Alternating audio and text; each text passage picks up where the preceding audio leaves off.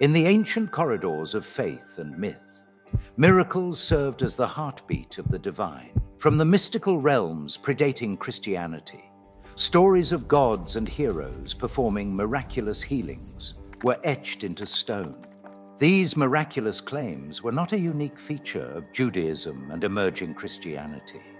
Our exploration begins in the vivid world of pre-Christian deities and demigods. Here, we'll uncover how seriously these cultures held their divine figures and their miraculous acts. This isn't just a journey through ancient myths.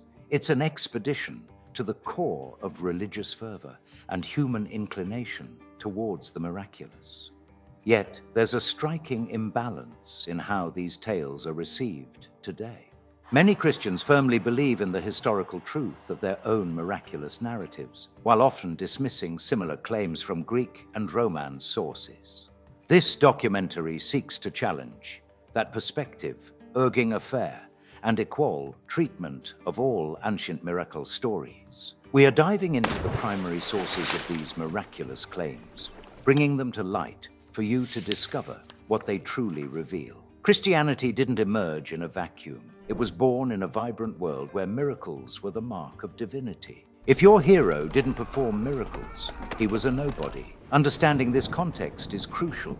Taking MythVision's perspective, people would create stories about your hero or god, performing miraculous feats as better than the competition. No wonder Jesus checks off all the boxes in the Gospels. In this documentary, we'll navigate through the seas of ancient beliefs, where every culture claimed a monopoly on truth. We will examine these superstitious claims not to disprove them, but to understand their place in the fabric of human history.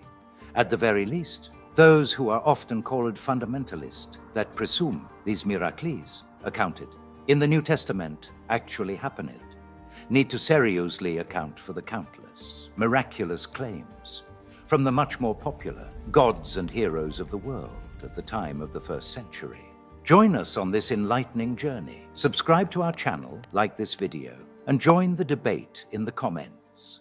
Welcome to MythVision, where ancient myths are brought into the light and history reveals its deepest secrets. Miracles are stories that serve a purpose.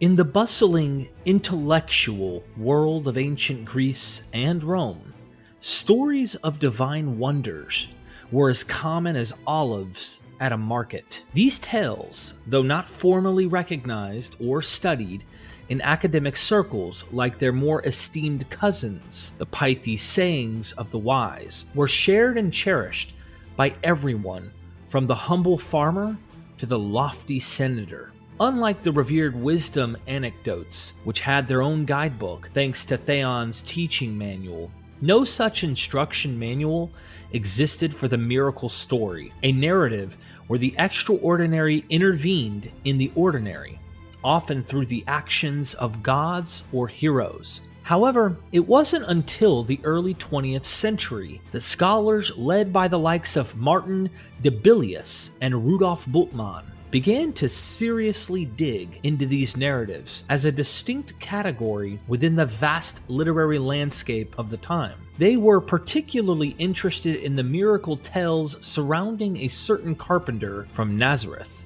Debilius and Bultmann noticed a common thread in these stories, a three-part structure involving a problem, a miraculous solution, and then a reaction to this supernatural intervention. What makes these miracle stories stand out, apart from their divine flair, is their singular focus. Much like the witty one-liners of ancient sages, these tales aren't concerned with painting a detailed picture of the characters or setting. Instead, they zoom in on the miraculous moment itself. Yet Debilius and Bultmann had to concede that, unlike the short and sharp sayings, these were full-blown narratives with the potential to offer much more than just a punchline. In essence, ancient authors had the freedom to craft these stories as they wished, without the constraints of a formal structure or style. This freedom makes each story unique and perhaps more compelling. Every story is like a puzzle, holding within its words the keys to its own deeper meaning. This is especially true for stories of miracles, where understanding the author's intent is like embarking on a scholarly treasure hunt. To truly grasp what the author meant, we must immerse ourselves in the world they inhabited, understanding the symbols and references that were second nature to their original audience. Just as a detective looks for patterns and connections, we must place these miracle narratives alongside similar stories and discussions from the same era to gauge their impact and significance. Since the groundbreaking work of Rudolf Bultmann, scholars have delved into the depths of these stories, uncovering layers of meaning and context. Gerd Thiessen's meticulous analysis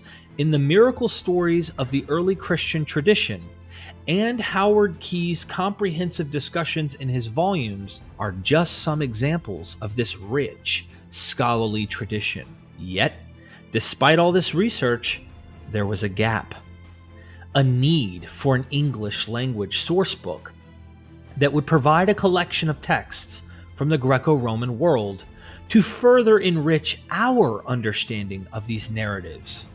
Enters Miracles in Greco-Roman Antiquity, a sourcebook by Dr. Wendy Cotter. This documentary will be highlighting her work on the clear context in which Jesus' miracles are to be understood. We will mainly center our attention to sources from the 1st to 3rd centuries CE to help establish what was commonly understood during the appearance of the New Testament, as well as the well-known Greek and Roman world. My objective is to present a diverse array of prevalent conceptions surrounding illness and healing. Then, with other documentaries, demons and exorcisms, the forces of nature and the mystical realms of magic as understood in the 1st century world. When I speak of the ordinary, I'm referring to the perspectives and beliefs of the common folk, the non-elites, who formed the vast majority of the population. However, it's important to note that the authors penning these miracle stories were educated enough to write in Greek, and it's through the subtle nuances and specific references in their narratives that we can infer their expectations of their readership. This is equally applicable to the miracles attributed to Jesus. In this exploration, text from noted intellectuals like Pliny the Elder and Plutarch are invaluable, not because we believe the average person in the Greco-Roman world directly engaged with their elite literature, but rather because these authors often chronicled the prevailing customs, trends, and societal notions that permeated the empire. Their works provide a window, albeit from an elite, into the broader cultural and intellectual currents of the time, capturing a snapshot of the beliefs and practices that, while they might mock or critique them, were widespread and influential among the populace at large. Gods and heroes who heal. Meet the healing trio, Hercules, Asclepius, and Isis. In the ancient Greco-Roman world, gods and heroes were often called upon for miraculous healings. Among them, a few stood out for their consistent links to health and recovery. Hercules, known in Greek as Heracles, is celebrated not just for his strength, but his deep empathy. Though he ascended to godhood, his own mortal struggles kept him attuned to human suffering. Isis, the cherished Egyptian deity, extended her motherly care far and wide. Her healing embrace was sought after by people from all walks of life, making her a beacon of hope and comfort. Above all shines Asclepius, the divine doctor. Starting as a mortal physician, his extraordinary abilities elevated him to divine status. He's revered as the ultimate healer, guiding medical practitioners and offering solace to the sick. His sanctuaries, inscriptions, and representations across the ancient world underscore his esteemed position. Interestingly, tales of Hercules, Isis, and Asclepius each include them reviving the dead, pushing the boundaries of healing into the realm of resurrection. This dramatic act underscores the profound impact these figures had on ancient concepts of health and recovery. Greek heroes, now divine, Hercules and Asclepius. Here are some primary sources about Hercules healing diseases. Aelius Aristides elevates Hercules from a legendary hero to a divine figure, transcending human nature. This transformation reflects the ancient Greek belief in the possibility of mortals becoming deified through extraordinary feats. In Aristides' portrayal, Hercules symbolizes the ultimate triumph over mortal limitations, embodying the aspiration to surpass the ordinary and reach a godlike status. This perspective emphasizes the ancient notion of fluidity between the human and divine, highlighting the power of myths to express deep human aspirations and desires for transcendence. Aelius Aristides, Hercules 40, 111. For when Hercules, purified in the manner told, left the human race, Apollo immediately proclaimed the establishment of temples to Hercules, and that sacrifices be made to him as to a god. And at that he revealed it to Athens, which was the oldest Greek city, and as it were a guide for all men in the matter of piety toward the gods and in all other serious activities. Further, it also had many other ties of friendship with Hercules, including the fact that he was the first foreigner to be initiated, while he was among men. And the manifestation of the Athenians' zeal was so great, and his position was adjudged as so very much superior, that they even changed all the shrines built in honor of Theseus throughout the Demes, and made them shrines in honor of Hercules instead of Theseus, in the belief that Theseus was the best of their citizens, but that Hercules was beyond human nature. Aelius Aristides, a prominent figure in the realm of ancient Greek oratory and literature, offers a fascinating perspective on Hercules, elevating him beyond the bounds of mere mythological heroism. In his view, Hercules transcends the role of legendary warrior and becomes a divine healer, an enduring symbol of salvation and cure. Aristides, with his eloquent and sophisticated style, portrays Hercules not just as a conqueror of monsters and performer of epic labors, but as a timeless celestial figure endowed with the power to heal all diseases. This portrayal reflects a deep-seated belief in the ancient world in the intercession of gods and demigods in the affairs of mortals, especially in matters of health and disease. Hercules, in Aristides' narrative, is venerated not only for his physical strength and heroic deeds, but also for his ability to bring about healing, offering a beacon of hope to those suffering from ailments. This aspect of Hercules as a healer underscores the multifaceted nature of mythological figures in ancient Greek culture, where they were often invoked for protection, guidance, and healing, demonstrating the enduring power and versatility of these ancient stories in addressing the fundamental concerns of human existence. Aelius Aristides, Hercules 40:12. But why should we speak of ancient history? For the activity of the god is still now manifest. On the one hand, as we hear, he does marvelous deeds at Gadara 3, and is believed to be second to none of all the gods. And on the other hand, in Messene in Sicily, he frees men from all diseases, and those who have escaped danger on the sea attribute the benefaction equally to Poseidon and Hercules. One could list many other places sacred to the god, and other manifestations of his power. Hercules also raises the dead. Apollonius, circa 1st century CE.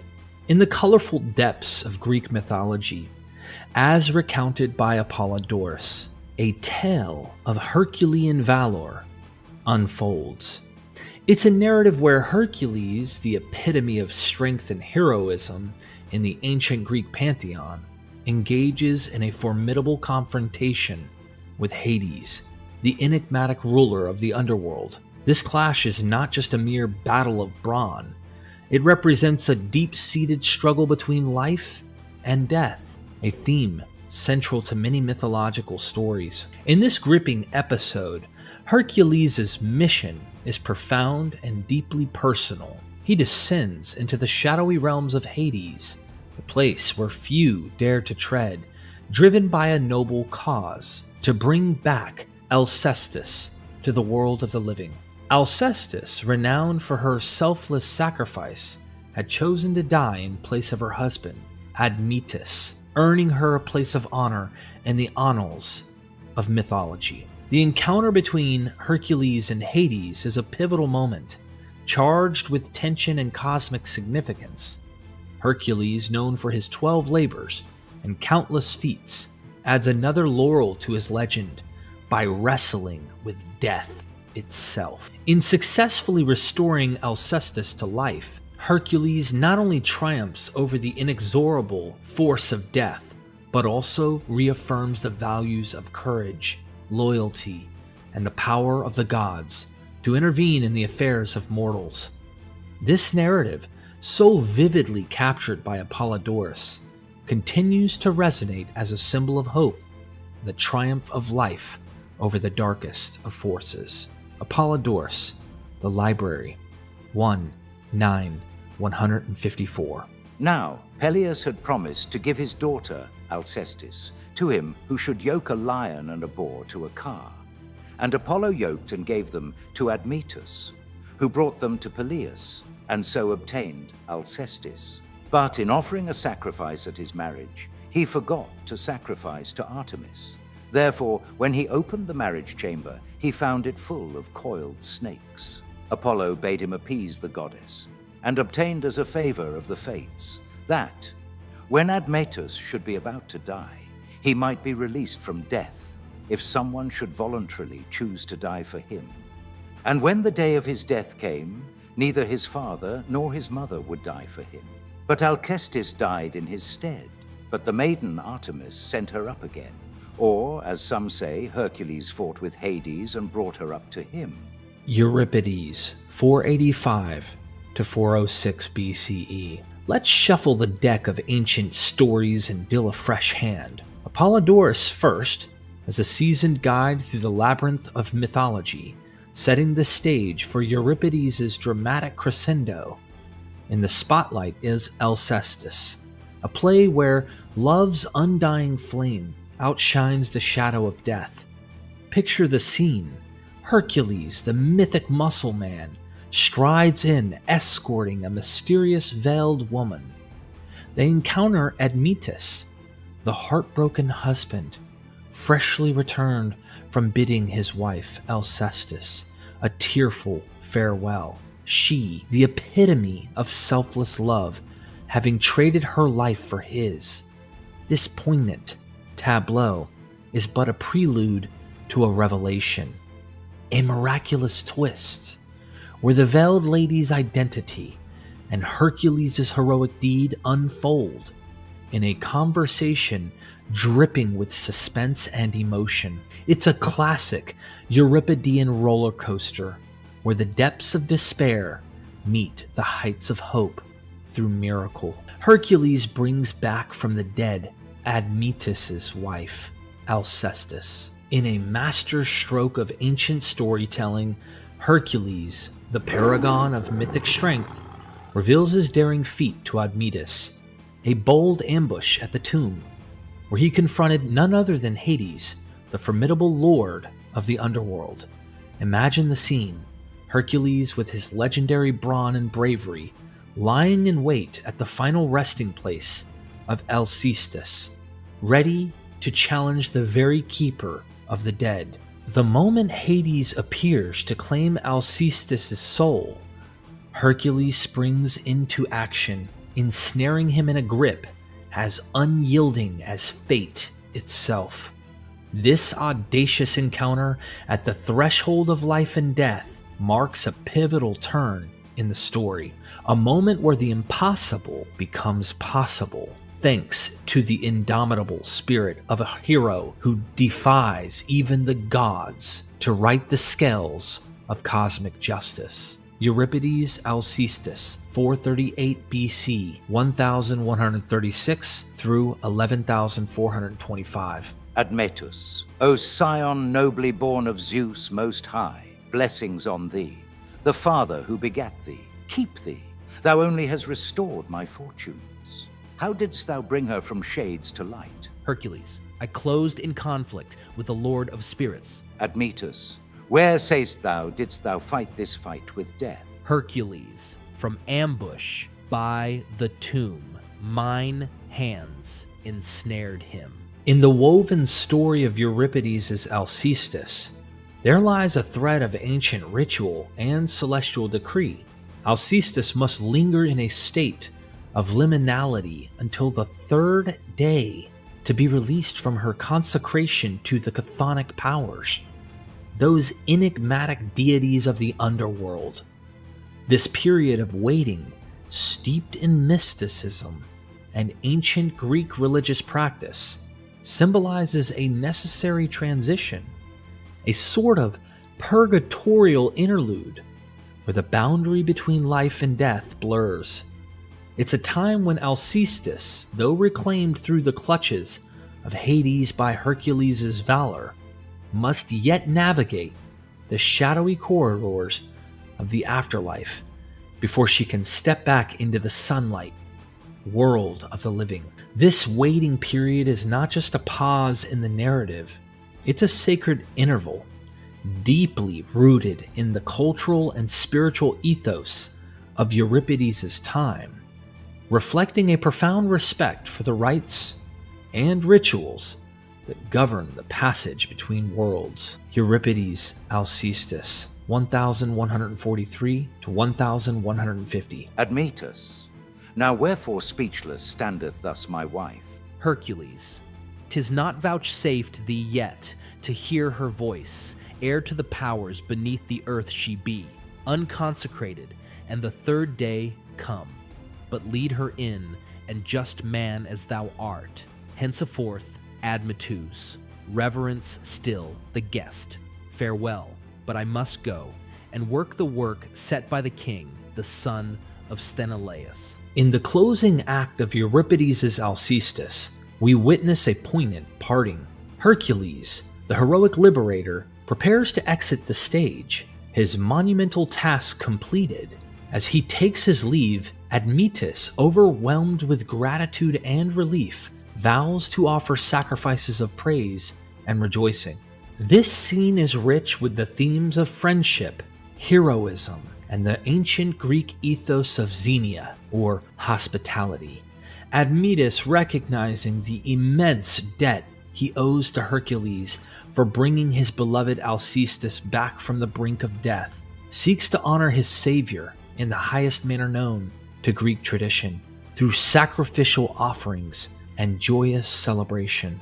This promise of sacrifices symbolizes not just thanks, but a recognition of the divine-like intervention Hercules has made in his life. It's a moment that beautifully ties together the human and the divine, the earthly and the mythical, leaving the audience with a sense of closure and profound respect for the bonds that bind mortals and heroes alike. Euripides Alcestis, 1151 through 1158. Admetus, abide with us, a sharer of our hearth. Hercules, hereafter, this, now must I hasten on. Admetus, O prosper thou, and come again in peace. Exit, Hercules. Through all my realm I publish to my folk, that for these blessings dances they array, and that atonement fumes from altars rise.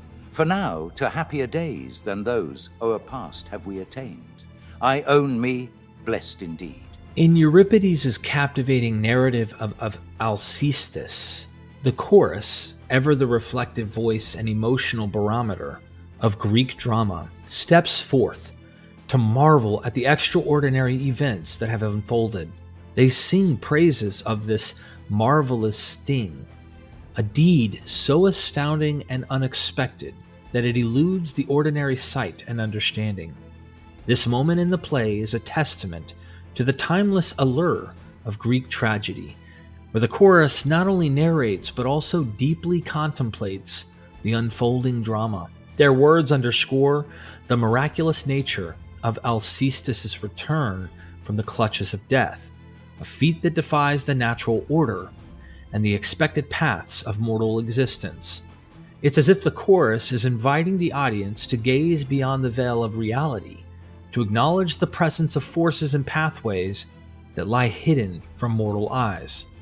In their lyrical exaltation, the chorus captures the essence of wonder and mystery that pervades the play, celebrating the unfathomable and the divine intervention that has turned sorrow into joy and despair into hope. Chorus. Oh, the works of the gods. In manifold forms they reveal them. Manifold things unhoped for the gods to accomplishment bring. And the things that we looked for, the gods deign not to fulfill them. And the paths undiscerned of our eyes, the gods unseal them. So fell this marvelous thing. Asclepius. Apuleius, a luminary in Latin literature, highlights the widespread veneration of Asclepius, the god of medicine and healing in ancient mythology. This observation reflects the universal reverence for Asclepius across various cultures and regions, underscoring his significance not just as a deity in the Greek pantheon, but as a symbol of healing and hope that transcended geographical and cultural boundaries. Asclepius, renowned for his healing powers, was worshipped in numerous sanctuaries and temples, with his cult spreading far and wide. This widespread devotion is indicative of the common human desire for health and well-being, and the belief in divine intervention in matters of illness and healing. In these temples, people sought cures for their ailments and gave thanks for recoveries, often leaving behind offerings or inscriptions detailing their experiences of healing. Apuleius' acknowledgement of Asclepius' universal worship highlights the god's profound impact on the ancient world, illustrating how deities often embodied fundamental human concerns and desires, thus gaining a broad and enduring appeal. Of these good daimons, they deem gods only those who, having guided the chariot of their lives wisely and justly, and having been endowed afterward by men as divinities with shrines and religious ceremonies, are commonly worshipped as Amphiaraus in Boeotia, Mopsus in Africa, Osiris in Egypt, one in one part of the world and another in another part, Asclepius everywhere, Apuleius.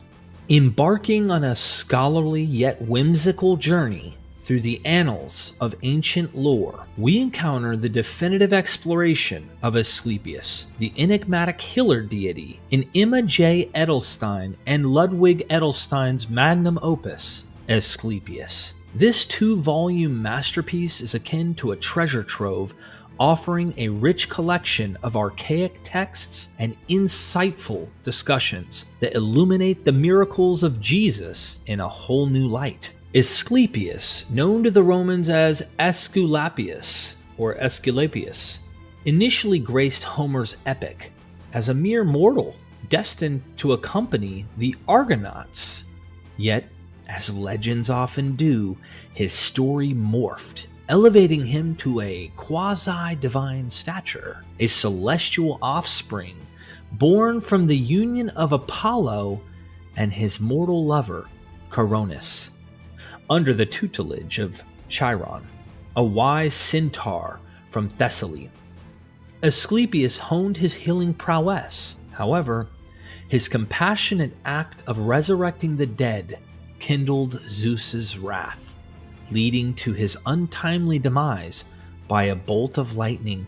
Renowned for his altruistic spirit, Asclepius was often lauded as the god most loving toward humanity. As the ancient writer Elian once put it, his sanctuary at Epidaurus emerged as a legendary site for miraculous cures during the Hellenic era. Here, the devout underwent a ceremonial cleansing and partook in incubation, a ritual that involved slumbering in the deity's temple. Amidst their dreams, they eagerly anticipated divine revelations, hoping that the god, through his priestly proxy, would impart the secret to their healing. By the imperial epoch, Asclepius's revered status soared to celestial heights, evidenced by his statue's prestigious placement in Apollo's temple. The seamless blend of healer and savior roles underpinned his widespread veneration, particularly in matters concerning life's prolongation. An intriguing facet of Asclepius's mythos, albeit less frequently mentioned, touches upon accusations of greed.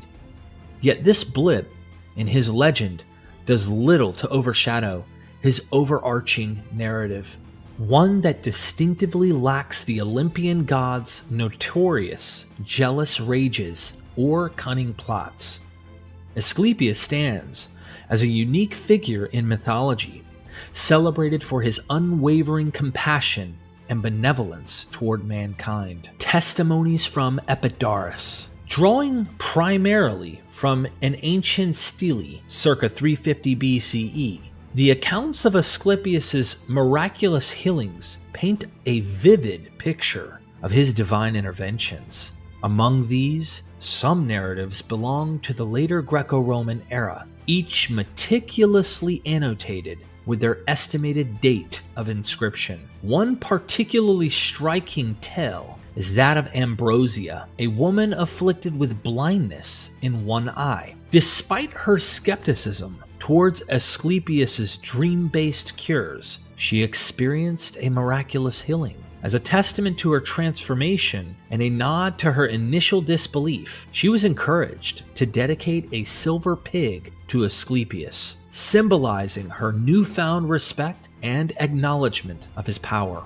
This story, among others, is preserved in the Inscriptiones Graecae, a collection of ancient Greek inscriptions that serve as a testament to the enduring legacy and mystical prowess of Asclepius, the healer god. Inscriptiones Graecae 121 to 122, Stele 1:4. Ambrosia from Athens, blind of one eye, she came as a supplicant to the god. As she walked about in the temple, she laughed at some of the cures as incredible and impossible, that the lame and the blind should be healed by merely seeing a dream. In her sleep she had a vision. It seemed to her that the god stood by her and said that he would cure her, but that in payment he would ask her to dedicate to the temple a silver pig as a memorial of her ignorance. After saying this, he cut the diseased eyeball and poured in some drug. When day came, she walked out sound. The man with no eye, but only an eye socket. In the Inscriptiones Graecae collection, which chronicles the wonders of the ancient world,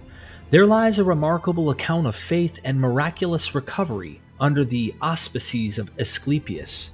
This narrative centers on a man who, despite having only an eye socket and facing the scorn of others, placed his unwavering trust in the healing powers of Asclepius. Defying the derision of the people around him, this individual sought refuge in the divine intervention of Asclepius. In a profound testament to his faith, the god rewarded his belief by miraculously restoring his eye. Inscriptiones Graecae 121 to 122, Stele 1:9. A man came as a supplicant to the god. He was so blind that of one of his eyes he had only the eyelids left. Within them was nothing, but they were entirely empty. Some of those in the temple laughed at his silliness, to think that he could recover his sight when one of his eyes had not even a trace of the ball, but only the socket. As he slept, a vision appeared to him. It seemed to him that the god prepared some drug, then, opening his eyelids, poured it into them. When day came, he departed with the sight of both eyes restored. Alcides, the blind man. The tale of Alcetus, as preserved in the ancient records, is a stirring example of divine intervention and the miraculous capacities attributed to Asclepius. Alcetus, known for his affliction of blindness, experienced a profound and transformative dream. In this visionary state, he perceived Asclepius himself approaching him. In the dream, Asclepius, the revered god of healing, performed a simple yet miraculous act. With a gentle touch, he opened Cetus's eyes using his fingers. This symbolic gesture, steeped in the mystical traditions of ancient healing, represented the restoration of sight. Inscriptiones Graeca 121-122, Stili 1:18. Alcetus of Haliaes. The blind man saw a dream. It seemed to him that the god came up to him and with his fingers opened his eyes, and that he first saw the trees in the sanctuary. At daybreak he walked out south. Hermann's blindness is healed. The account of Hermann, as chronicled in the Inscriptiones Graeca, offers a captivating insight into the ancient beliefs surrounding gratitude and divine retribution. Hermann, who once suffered from blindness, initially experienced the benevolent healing touch of Asclepius. This miraculous intervention granted him the gift of sight, a profound change that should have marked the end of his tribulations. However, Hermann's tale takes an intriguing twist. After regaining his sight, he failed to express his gratitude to Asclepius, an oversight that did not go unnoticed in the divine realm. As a result of this neglect, his blindness returned, poignant reminder of the god's expectations of reverence and thanksgiving. It was only upon his realization of the need to give thanks and acknowledge Asclepius' role in his healing that Hermann's sight was restored once again. Inscriptiones Graeca 121-122, Stili 2:22. Hermann of Thasus. His blindness was cured by Asclepius, but since afterwards he did not bring the thank offerings, the god made him blind again. When he came back and slept again in the temple, he, the god, made him well. Valerius Aper, a blind soldier. The saga of Valerius Aper, a blind soldier, as recorded in the Inscriptiones Graeca, unveils yet another facet of Asclepius' legendary healing powers. Unlike the miraculous interventions often attributed to him, in Valerius' case, the god of healing employed a more tangible method, a medical eye salve. Valerius, whose sight had been taken from him, perhaps through the trials of war or ailment, sought the aid of Asclepius.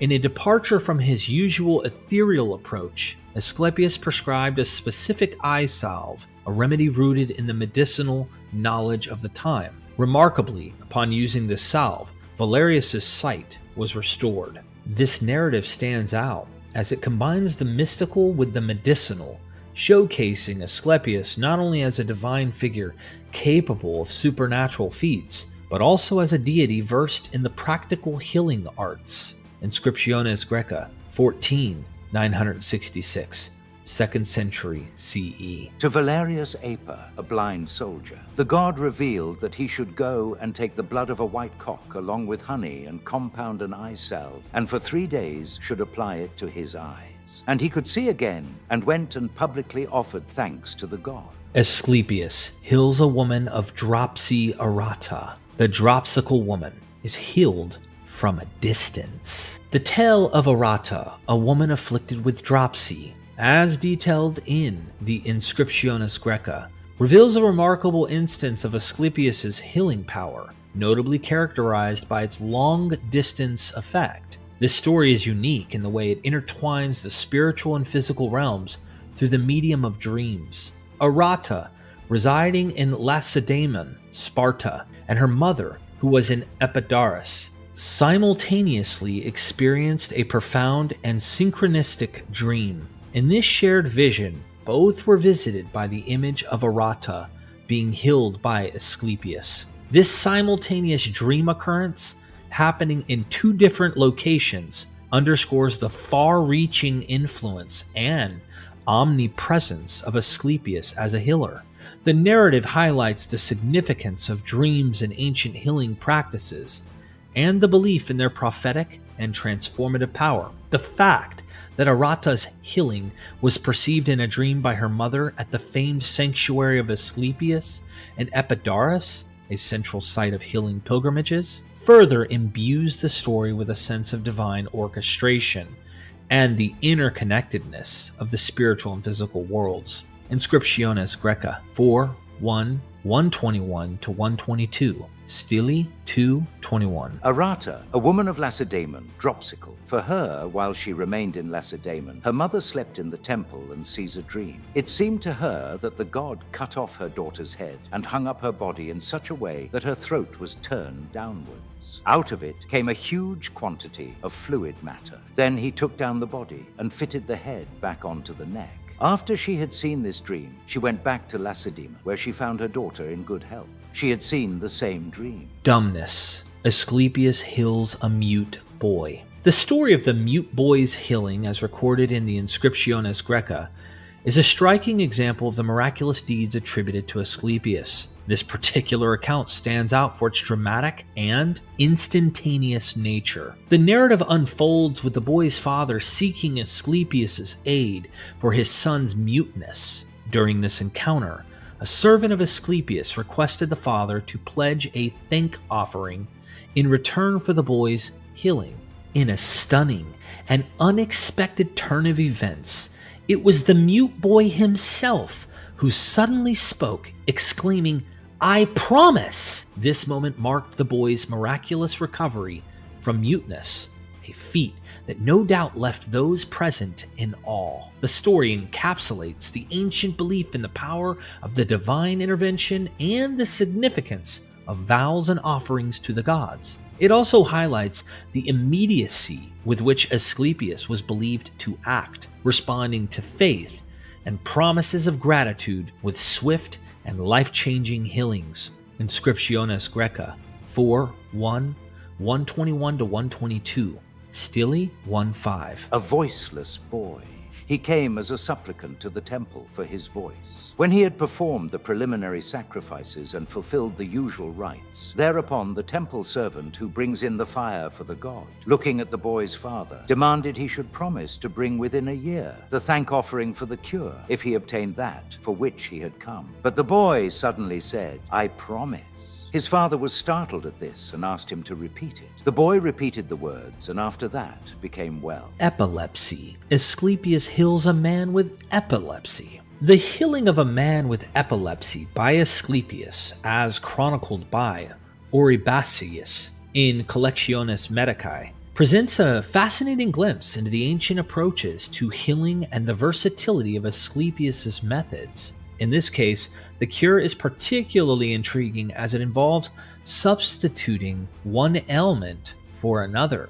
Asclepius, renowned for his wisdom in the medical arts, chose an unconventional path to cure the man's epilepsy. Instead of directly eliminating the condition, he replaced it with a quartan fever, a type of malaria characterized by fever episodes recurring approximately every third day. This method of curing by substitution reflects a sophisticated understanding of illness and treatment strategies, one that goes beyond mere supernatural intervention. Oribasius, Collectiones Medicae, 45, 30, 10 through 1412. Also, epilepsy is a cramp. Of this, quartan fever, therefore, is a cure, so that if it supervenes afterwards, epilepsy is broken up. While if it comes previously, epilepsy does not befall that man anymore. How it happened to Teucer, the Cyzicinian, circa 100 C, is worth telling. When he was afflicted with epilepsy, he came to Pergamum to Asclepius, asking for liberation from the disease. The god, appearing to him, holds converse with him and asks if he wants to exchange his present disease against another one. And he said he surely did not want that, but would rather get some immediate relief from the evil. But if at all, he wished that the future might not be worse than the present. When the god had said it would be easier, and this would cure him more plainly than anything else, he, Teucer, consents to the disease, and a quartan fever attacks him, and thereafter he is free from epilepsy. Nicanor, the lame man. The story of Nicanor, a lame man documented in the Inscriptiones Graeca, offers a captivating and somewhat humorous insight into the methods of healing associated with Asclepius. This particular account stands out for its unexpected turn of events leading to recovery. Nicanor, burdened by lameness, experienced a rather unconventional path to healing. In a surprising twist, a boy mischievously stole Nicanor's crutch. Instinctively, Nicanor found himself running after the boy to retrieve his crutch.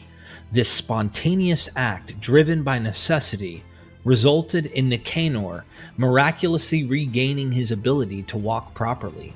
This narrative not only illustrates the miraculous healing powers attributed to Asclepius, but also highlights the element of spontaneity and the unexpected in the process of recovery. Inscriptiones Graeca 4:1, 121-122, Stili 1:16. Nicanor, a lame man. While he was sitting wide awake, a boy snatched his crutch from him and ran away. But Nicanor got up, pursued him, and so became well. The lame man from Empedocles. In the story from Inscriptiones Graecae, a lame man from Empedocles, initially too fearful to follow Asclepius' directive to climb the sanctuary at night, eventually overcomes his fear and lameness by completing the climb during the day. This act of bravery leads to his miraculous cure, highlighting the ancient belief in the interplay of divine intervention and personal courage in the healing process. Inscriptiones Graecae 4:1, 121-122, Stili 2:35. From Epidaurus, lame. He came as a supplicant to the sanctuary on a stretcher. In his sleep he saw a vision. It seemed to him that the god broke his crutch and ordered him to go and get a ladder and to climb as high as possible up to the top of the sanctuary. The man tried it at first, then, however, lost his courage and rested up on the cornice. Finally, he gave up and climbed down the ladder little by little. Asclepius at first was angry about the deed. Then he laughed at him because he was such a coward. He dared to carry it out after it had become daytime and walked out unhurt. Cephisus, the man with the crippled foot. In the story of Cephisus from the Inscriptiones Graecae, we encounter a man with a crippled foot who initially scoffed at the healing powers of Asclepius. However, his perspective drastically changed when he himself was in need of healing. This account underscores a common theme in ancient narratives: transformation of skepticism into belief through personal experience of the miraculous. Cephisus' journey from a doubter to a beneficiary of Asclepius' healing illustrates the power of personal experience in altering beliefs and attitudes. Inscriptiones Graecae 4:1, 121-122, Stili 2:36. Cephisus, with the foot. He laughed at the cures of Asclepius and said, "If the god says he has healed lame people, he is lying. For if he had the power to do so, why has he not healed Hephaestus?"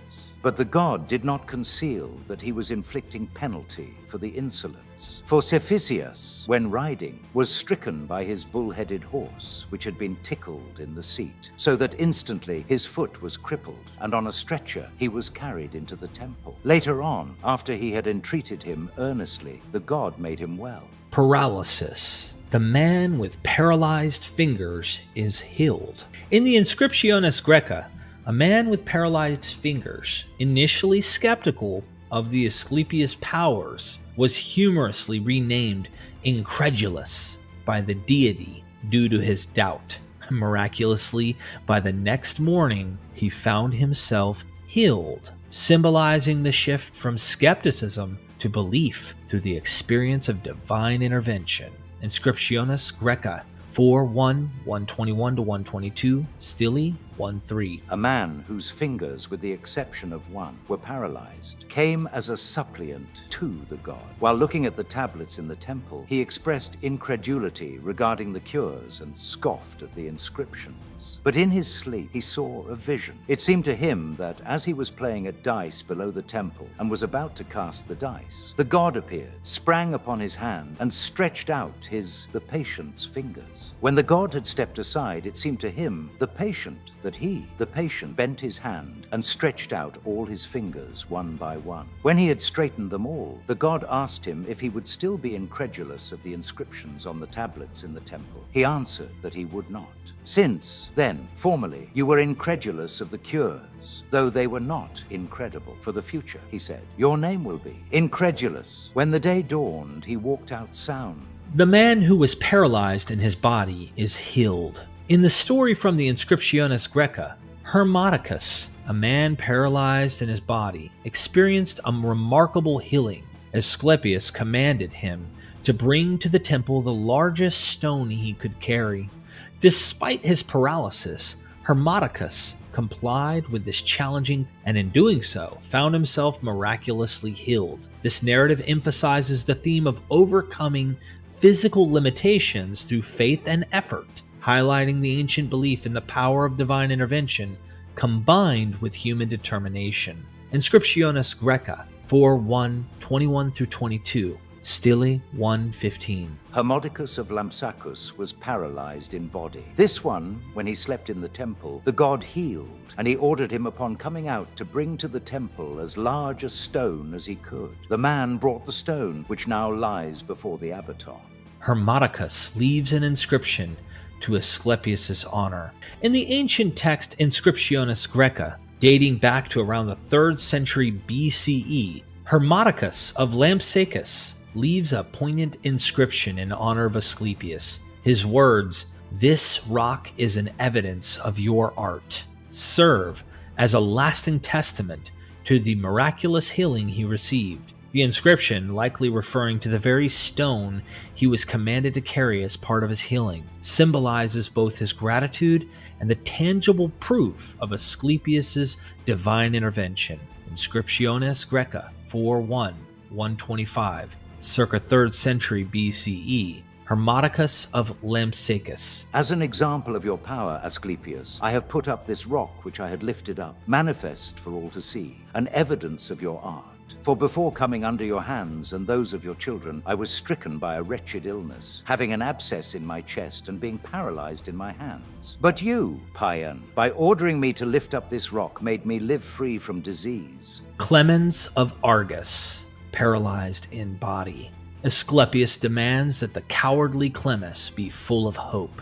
Inscriptiones Graeca 4:1-121-122, Stele 2:37. Clemenes of Argus, paralyzed in body. He came to the abaton and slept there and saw a vision. It seemed to him that the god wound a red woolen fillet around his body and led him for a bath a short distance away from the temple to a lake of which the water was exceedingly cold. When he behaved in a cowardly way, Asclepius said he would not heal those people who were too cowardly for that, but those who came to him into his temple, full of hope that he would do no harm to such a man, but would send him away well. When he woke up, he took a bath and walked out unhurt. Dietus, paralyzed in the knees. In the story of Dietus from the Inscriptiones Graeca, we encounter a unique and symbolic instance of healing. Dietus, paralyzed in the knees, had a vivid dream in which Asclepius drove his horses over his body. This dream was a pivotal moment for Dietus, as it was then that he regained control of his knees. Inscriptiones Graeca 4:1-121-122, Stele 2:38. Dietus of Kira. He happened to be paralyzed in his knees. While sleeping in the temple, he saw a dream. It seemed to him that the god ordered his servants to lift him up and to carry him outside the adyton and to lay him down in front of the temple. After they had carried him outside, the god yoked his horses to a chariot and drove 3 times around him in a circle and trampled on him with his horses, and he got control over his knees instantly. When day came, he walked out sound. Asclepius in dreams. Artemidorus, late 2nd century CE.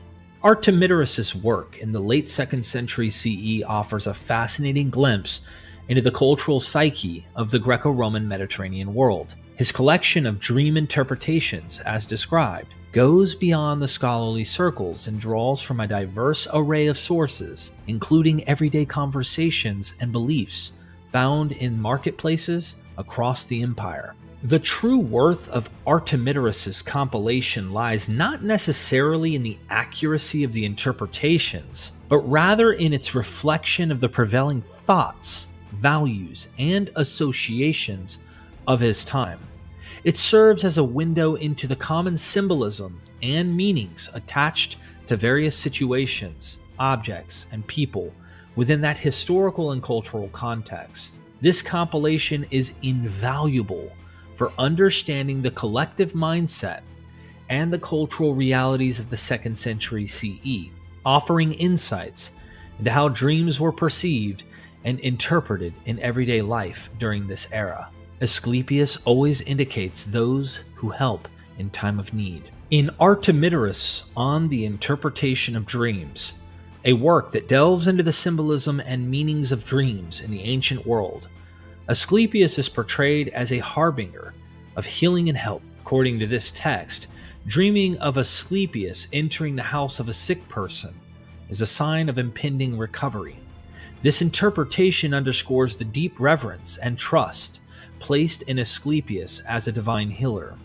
His mere presence in a dream, especially in the context of visiting the sick, was seen as a powerful omen of positive transformation and healing. Artemidorus on the Interpretation of Dreams, 2:37. If Asclepios is set up in a temple and stands upon a pedestal, if he is seen and adored, it means good luck for all. But if he moves and approaches or goes into a house, it prophesies sickness and famine. But for those already sick, it signifies recovery, for the god is called Paean, the healer. Asclepios always indicates those who help in time of need, and those who manage the house of the dreamer. Asclepius' healing as distinctive in the Greco-Roman period. Howard Key provides this as an example of the main difference between the Greco-Roman attributions to Asclepius and those of Hellenic times. The contrasts with the iamata of Hellenistic times are striking. Although the god is given ultimate credit for the cure, the therapy seems to have been largely self-administered. There is no mention of the sacred sleep or dream visions. Rather, there are baths and strolls, presumably extending over a period of many days. The ailments are multiple. To heal them, there is no lick by the tongue of a snake or a dog. The beneficiary is grateful for the improvement in his health, but there is no miraculous healing at a stroke. Significant, however, is the clear implication that the course of Apelles' life, see below, is under the guidance of the god. It is a factor which figures importantly in the evidence from Pergamum in the same period that Apelles was overcoming his maladies at Epidaurus with the aid of the god.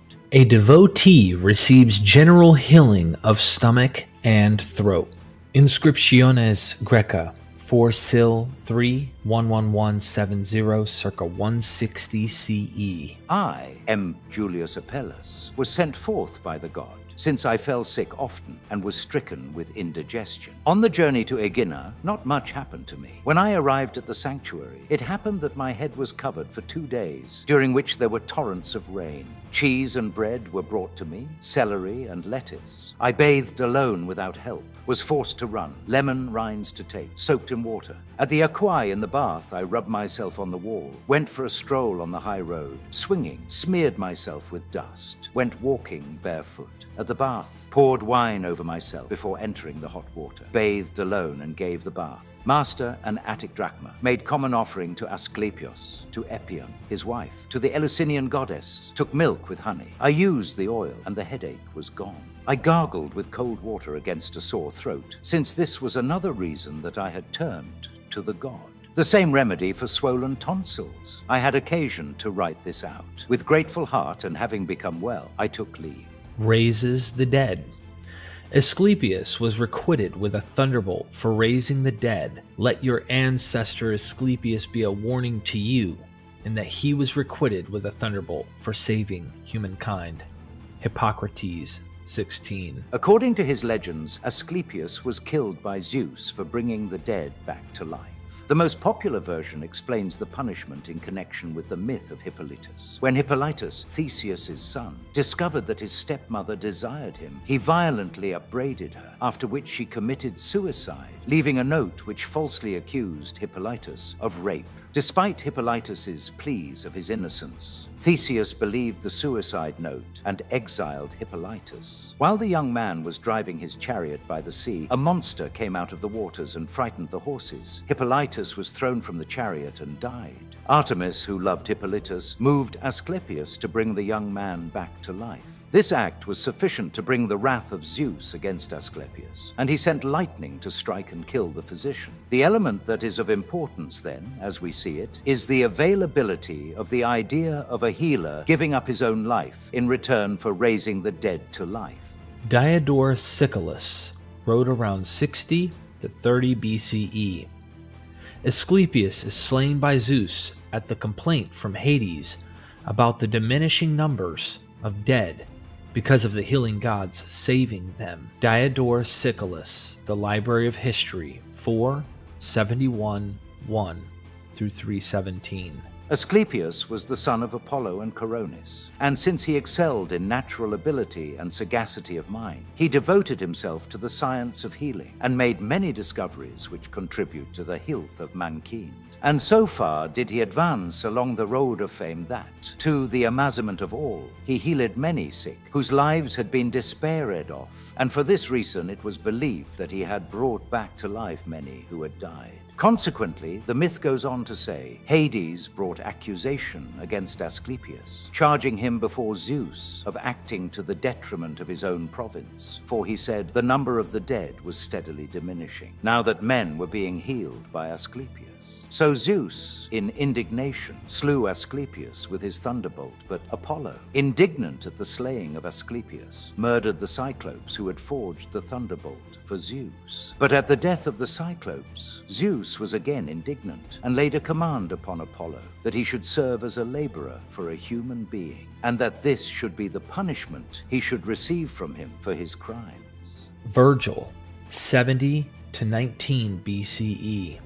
The Father, omnipotent, hurled down to Stygian waters the finder of such healing craft. Virgil, Aeneid, 765 to 77,318. For they tell how that Hippolytus, when he fell by his stepdame's craft, and slaked a sire's vengeance in blood, torn asunder by frightened steeds, came again to the starry firmament and heaven's upper air, recalled by the healer's herbs and Diana's love. Then the Father omnipotent, wroth that any mortal should rise from the nether shades to the light of life, himself with his thunder hurled down to the Stygian waters, the finder of such healing craft, the Phoebus-born. Apollodorus, circa 1st century CE. Asclepius raised 6 men: Capaneus, Lycurgus, Hippolytus, Tyndareus, Hymenaeus, and Glaucus. Apollodorus, The Library, 310 3 through 419. I found some who are reported to have been raised by him, to wit, Capaneus and Lycurgus, as Stesichorus, 645-555 BCE, says in the Eriphyle. Hippolytus, as the author of the Naupactica, 6th century BCE reports. Tyndareus, as Panyasis, circa 500 BCE says. Hymenaeus, as the Orphics report.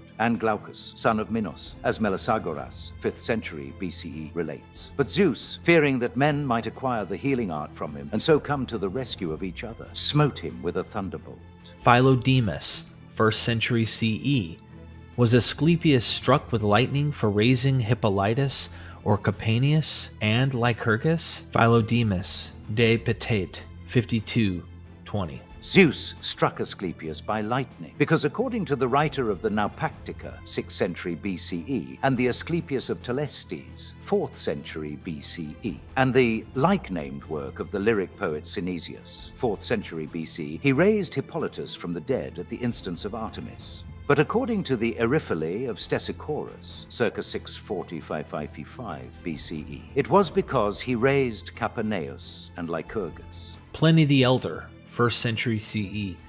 Asclepius was killed for raising Tyndareus to life. Pliny the Elder, Natural History, 29 through 1.321. Then medicine became more famous even through sin. For legend said that Asclepius was struck by lightning for bringing Tyndareus back to life. Lucian, circa 120 CE. Zeus was angry with Asclepius over the resurrection of Tyndareus. Lucian, The Dance, 4522. Sparta too affords not a few stories of this sort. The resurrection of Tyndareus, and Zeus's anger at Asclepius over it. Zeus must stop the quarreling between Hercules and Asclepius over who should rank above the other. Lucian, Dialogues of the Gods, Zeus, Asclepius, and Hercules. Zeus, stop quarreling, you two. You're just like a couple of men. It's quite improper and out of place at the table of the gods. Heracles, but Zeus, do you really mean this medicine man to have a place above me? Asclepius, he does by Zeus, for I'm your better. Heracles, how, you crackbrain? Because Zeus blasted you with his thunderbolt for your impious doings. 4. And now you've received immortality because he relented and pitied you. Asclepius, you must have forgotten, Heracles, how you too were scorched to death on Eta. T5 that you taunt me with getting burned. Heracles, that doesn't mean our lives were the same. I'm the son of Zeus and performed all those labors, cleaning up the world by overcoming monsters and punishing men of violence. But you're just a herb chopper and quack, useful perhaps among suffering humanity for administering potions, but without one manly deed to show. Asclepius, have you nothing to say of how I healed your burns when you came up half scorched the other day? Between the tunic and the fire after it, your body was in a fine mess. Besides, if nothing else, I was never a slave like you, carding wool in Lydia, wearing purple, and being beaten with Omphale's golden sandal. And what's more, I never killed my wife and children in a fit of spleen. Heracles, if you don't stop insulting me, you'll pretty soon find out that your immortality won't help you much. I'll pick you up and throw you head first out of heaven so that you'll crack your skull, and not even Apollo the healer will be able to do anything for you. Zeus, stop it, I say. Don't disturb our dinner party, or I'll send you both from the table. But it's only reasonable, Heracles, that Asclepius should have a place above you, as he died before you.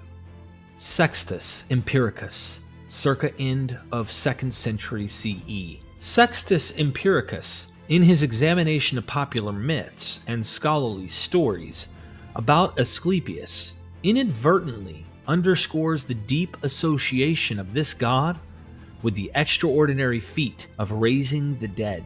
His intent to demonstrate the uncontrollable nature of myths instead highlights how entrenched the notion of Asclepius's powers, miraculous powers, had become in the collective consciousness. This paradoxical outcome of Sextus Empiricus's critique reveals the enduring strength and influence of mythological narratives. The stories of Asclepius's ability to defy the ultimate boundary of life and death had become so ingrained in cultural and scholarly discourse that even in an attempt to critique or rationalize them, these stories only gained further prominence.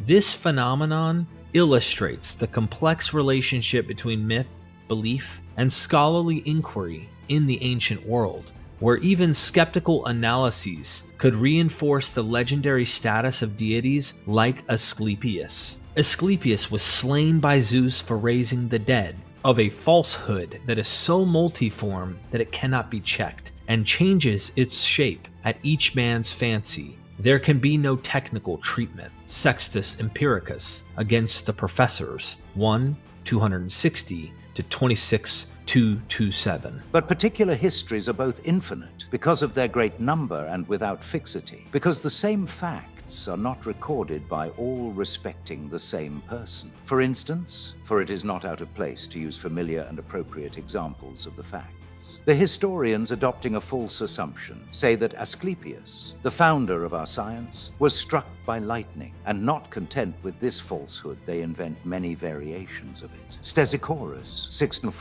640-5555 BCE, saying in Eryphile that it was because he, Asclepius, had raised up some of the men who had fallen at Thebes. Polyanthus of Cyrene, date unknown, in his work on the origin of the Asclepiades, that it was because he had cured the daughters of Pyrrhus who had become mad, owing to the wrath of Hera. Panias, circa 500 BCE, that it was owing to his raising up the dead body of Tyndareos, Staphylos, circa 300 BC, in his book about the Arcadians, that it was because he had healed Hippolytus when he was fleeing from Trozen, according to the reports handed down about him in the tragedies. Philachus, 3rd century BCE, in his 9th book, that it was because he restored their sight to the blinded sons of Phineus, as a favor to their mother Cleopatra, the daughter of Erechtheus. Telesarchus, Hellenistic historian, in his Argolicum, that it was because he set himself to raise up Orion. Thus, of an assumption which begins with a falsehood and is so multiform that it cannot be checked, and changes its shape at each man's fancy, there can be no technical treatment. Pausanias, circa 150 CE. In Description of Greece, Pausanias, a notable ancient geographer, provides detailed accounts of religious legends, including those of Asclepius.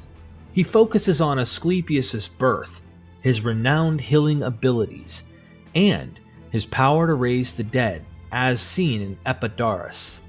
Pausanias also highlights a significant legend where Asclepius resurrects Hippolytus after his death by Theseus, further illustrating Asclepius' exceptional role in Greek mythology. Soon after Asclepius' birth, it was reported that he was healing and raising the dead. Pausanias Corinth, Description of Greece, 126-4 through 528. When he, Phaleggius, the greatest soldier of his time, went to the Peloponnesus, he was accompanied by his daughter, Coronis, who all along had kept hidden from her father that she was with child by Apollo. In the country of the Epidaurians, she bore a son, Asclepius, and exposed him on the mountain called Nipple at the present day, but then named Myrtium. As the child lay exposed, he was given milk by one of the goats that pastured about the mountain, and was guarded by the watchdog of the herd. And when Arestanus, for this was the herdsman's name, discovered that the tail of the goats was not full, and that the watchdog also was absent from the herd, he left, they say, no stone unturned, and on finding the child desired to take him up. As he drew near, he saw lightning that flashed from the child, and thinking that it was something divine, as in fact it was, he turned away. Presently it was reported over every land and sea that Asclepius was discovering everything he wished to heal the sick, and that he was raising dead men to life. Hippolytus dedicated 20 horses to Asclepius in thanksgiving. Pausanias Corinth, Description of Greece, 127-4 through 5. Apart from the others, Stele thanking Asclepius for various cures, is an old slab which declares that Hippolytus dedicated 20 horses to the god Asclepius. The Aricians tell a tale that agrees with the inscription of this slab, that when Hippolytus was killed, owing to the curses of Theseus, Asclepius raised him from the dead. On coming to life again, he refused to forgive his father. Rejecting his prayers, he went to the Aricians in Italy. A foreign deity, Isis.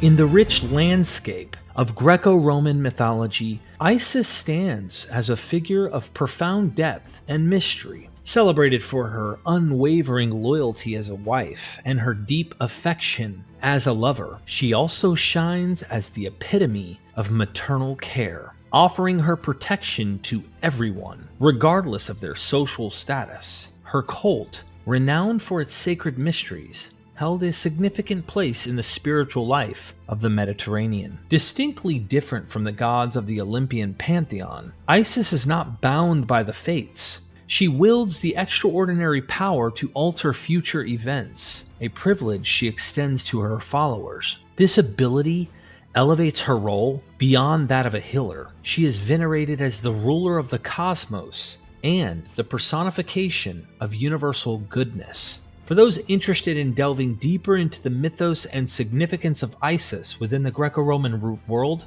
Plutarch's Isis and Osiris is an essential text, offering a comprehensive examination of her attributes and cultural impact. Heals diseases. Isidorus, circa 88 BCE. Isis, manifold miracles, were your care that you might bring livelihood to humankind and morality to all. Isidorus, Hymn to Isis, 1:1-5. O wealth giver, queen of the gods, Hermuthis, lady, omnipotent Agatha Taishi, greatly renowned Isis, Deo, highest discoverer of all life, manifold miracles were your care that you might bring livelihood to mankind and morality to all.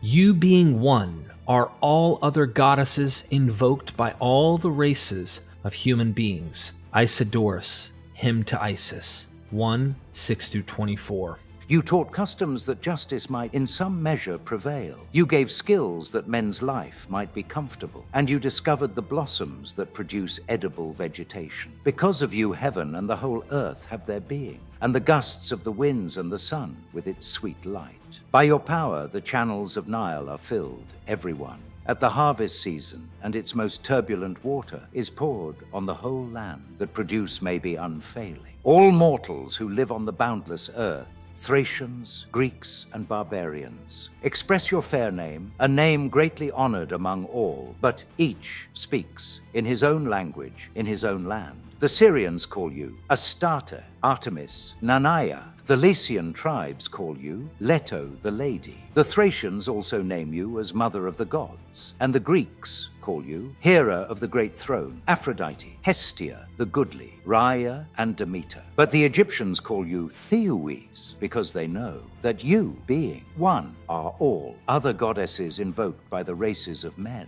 You save all who are in pain through long, anguished, sleepless nights. Isidorus, Hymn to Isis, 1:25-38. Mighty One, I shall not cease to sing of your great power, deathless Savior, many named mightiest Isis, saving from war cities and all their citizens, men, their wives, possessions, and children, as many as are bound fast in prison in the power of death, as many as are in pain through long, anguished, sleepless nights, all who are wanderers in a foreign land, and as many as sail on the great sea in winter, when men may be destroyed and their ships wrecked and sunk. All these are saved if they pray that you be present to help. Hear my prayers, O one whose name has great power. Prove yourself merciful to me and free me from all distress. Isidorus wrote it. Diodorus Siculus wrote 60-30 BCE. Now that she is immortal, Isis finds her greatest delight in the healing of humankind. Diodorus Siculus, The Library of History, 1:25-2-331. As for Isis, the Egyptians say that she was the discoverer of many health-giving drugs and was greatly versed in the science of healing. Consequently, now that she has attained immortality, she finds her greatest delight in the healing of mankind, and gives aid in their sleep to those who call upon her, plainly manifesting both her very presence and her beneficence towards men who ask her help. Standing above the sick in their sleep, she gives them aid for their disease, and works remarkable cures upon such as submit themselves to her. Diodorus Siculus, The Library of History, 1:25-4-5. In proof of this, as they say, they advance, not legends, as the Greeks do, but manifest facts. For practically the entire inhabited world is their witness, in that it eagerly contributes to the honors of Isis, because she manifests herself in healings. For standing above the sick in their sleep, she gives them aid for their diseases, and works remarkable cures upon such as submit themselves to her. 32. And many who have been despaired of by their physicians, because of the difficult nature of their malady, are restored to health by her, while numbers who have altogether lost the use of their eyes or of some other part of their body, wherever they turn for help to this goddess, are restored to their previous condition.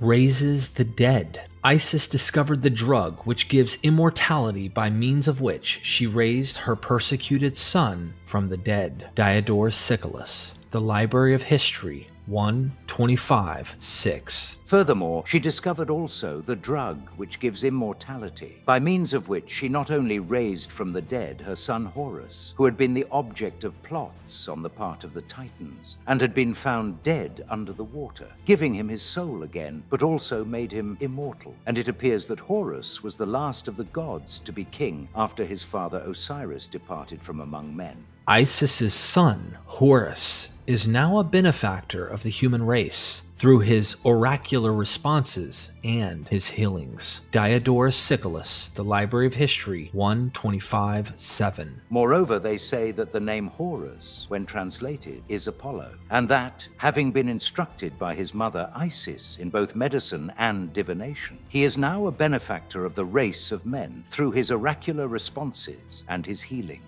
Whatsoever laws I have established, these no one can make void.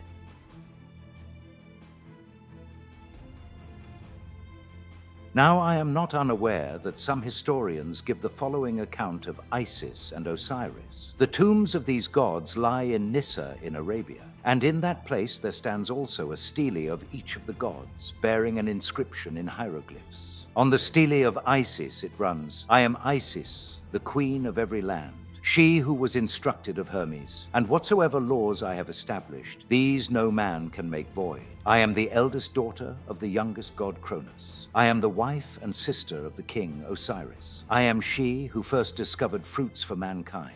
I am the mother of Horus the king. I am she who riseth in the star that is in the constellation of the dog. By me was the city of Bubastis built. Farewell, farewell, O Egypt that nurtured me.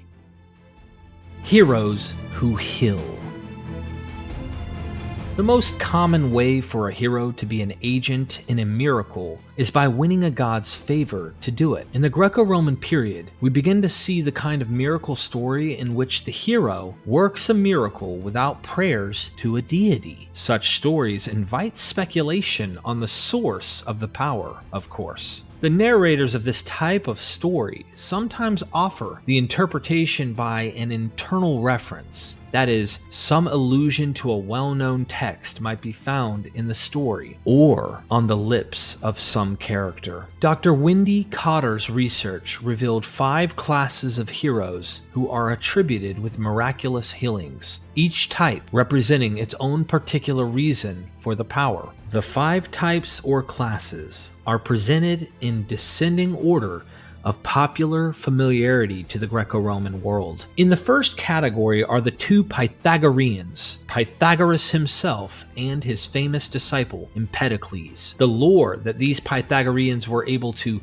chase away pestilences arises from the fact that Pythagoras and his disciples, like Empedocles, probed the secrets of nature. It was only to be expected that nature's intelligent entities would come to know these philosophers intimately. Thus, it is no surprise if Pythagoras and Empedocles could call upon their insider knowledge of nature to chase off an epidemic. We need to remember that in the cosmology of Greco-Roman antiquity, the elements of creation are both living and rational entities. A second category is that of 3 political rulers, 1 Greek king and 2 Roman emperors. Plutarch does not explain why it is that King Pyrrhus is able to heal the spleen just by touch. In a metaphor of praise, Philo gives to Caesar Augustus the power of healing the pestilences of trouble infecting the world. Vespasian's healings are interpreted by Suetonius as events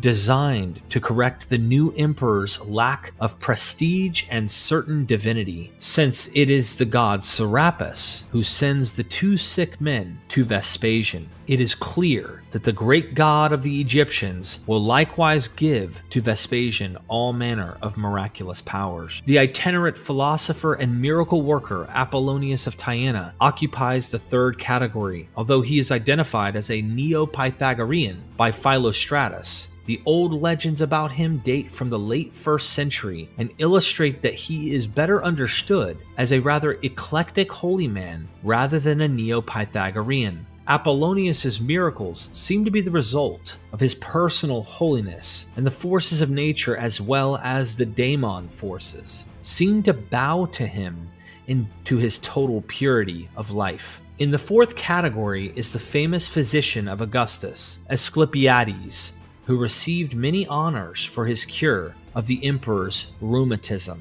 He is attributed with saving a girl from burial by recognizing that the force of life was still within her. His salvation of the girl belongs to his keen knowledge, that intelligence that understands nature so very well. His story is mentioned here because, as Celsus remarks, conclusions that someone might be dead can be completely mistaken. Asclepiades is so revered because the wonders associated with him seem to mark him out as someone extraordinarily graced by the gods. The 5th type of hero are the prophets of Jewish scripture, Moses, Elijah, and Elisha. In the healing miracles attributed to them, the narrators sometimes include the significance to be drawn from the account. For example, in Moses' dependence on God's instructions, or in the case of Elijah by the cry of the widow of Zarephath, "Now I know that you are a man of God, and the word in your mouth is truth." 1 Kings 17:24. Elisha's cure of Naaman, the Syrian of leprosy, 2 Kings 5:14, has no prayer to God.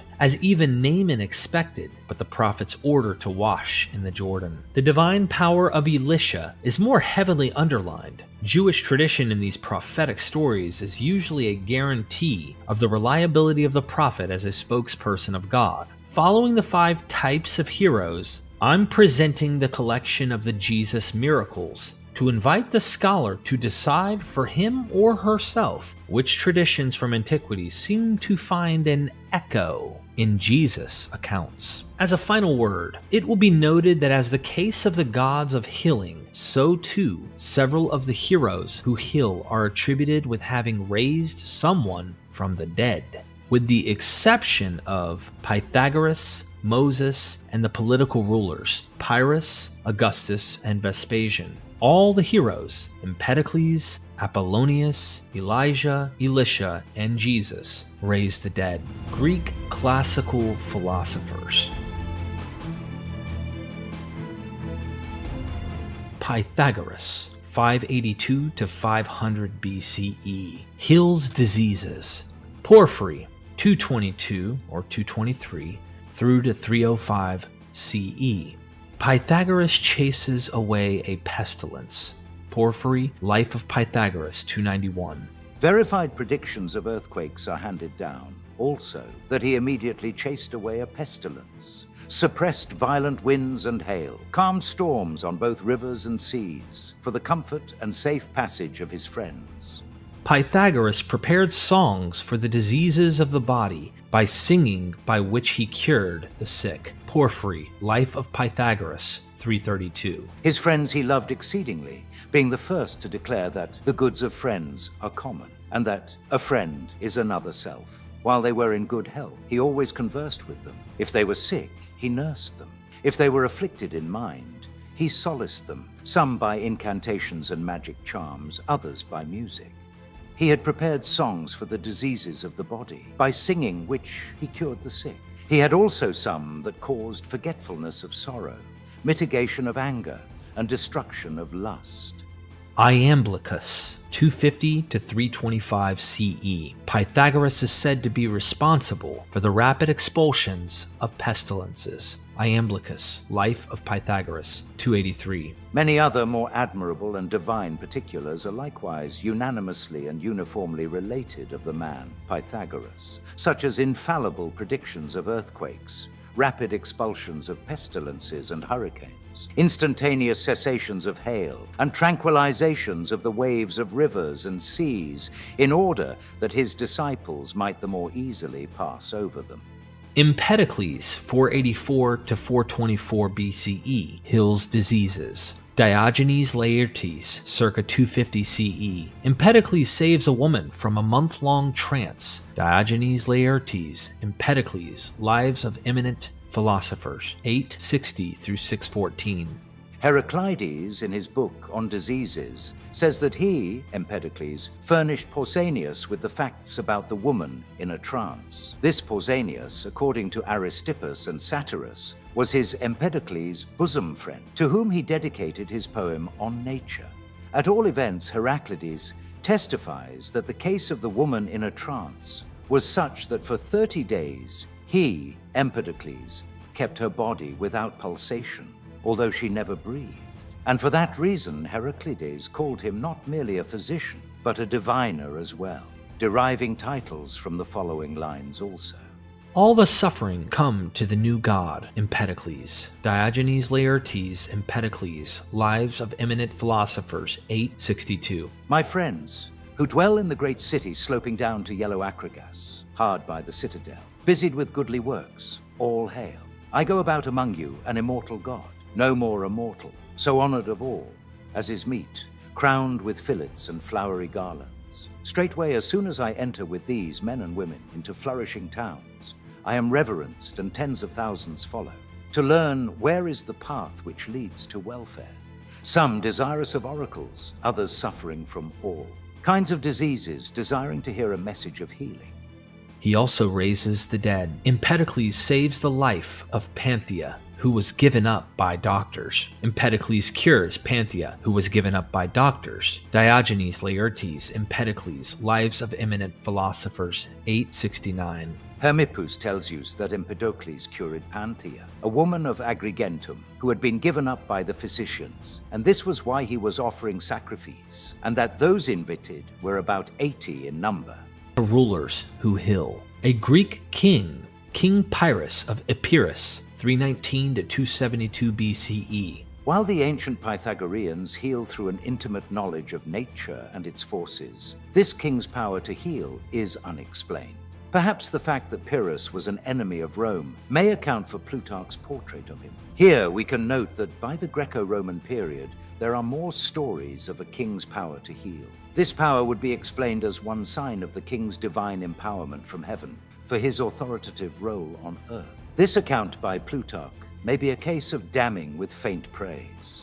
He heals diseases. King Pyrrhus healed spleen trouble of even the most poor simply by his touch. Plutarch, Pyrrhus, Lives, 345. In the aspect of his countenance, Pyrrhus had more of the terror than of the majesty of kingly power. He had not many teeth, but his upper jaw was one continuous bone, on which the usual intervals between the teeth were indicated by slight depressions.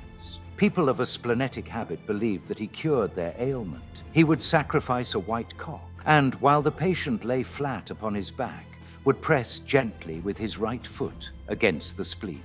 Nor was nay one so obscure or poor as not to get this healing service from him, if he asked it.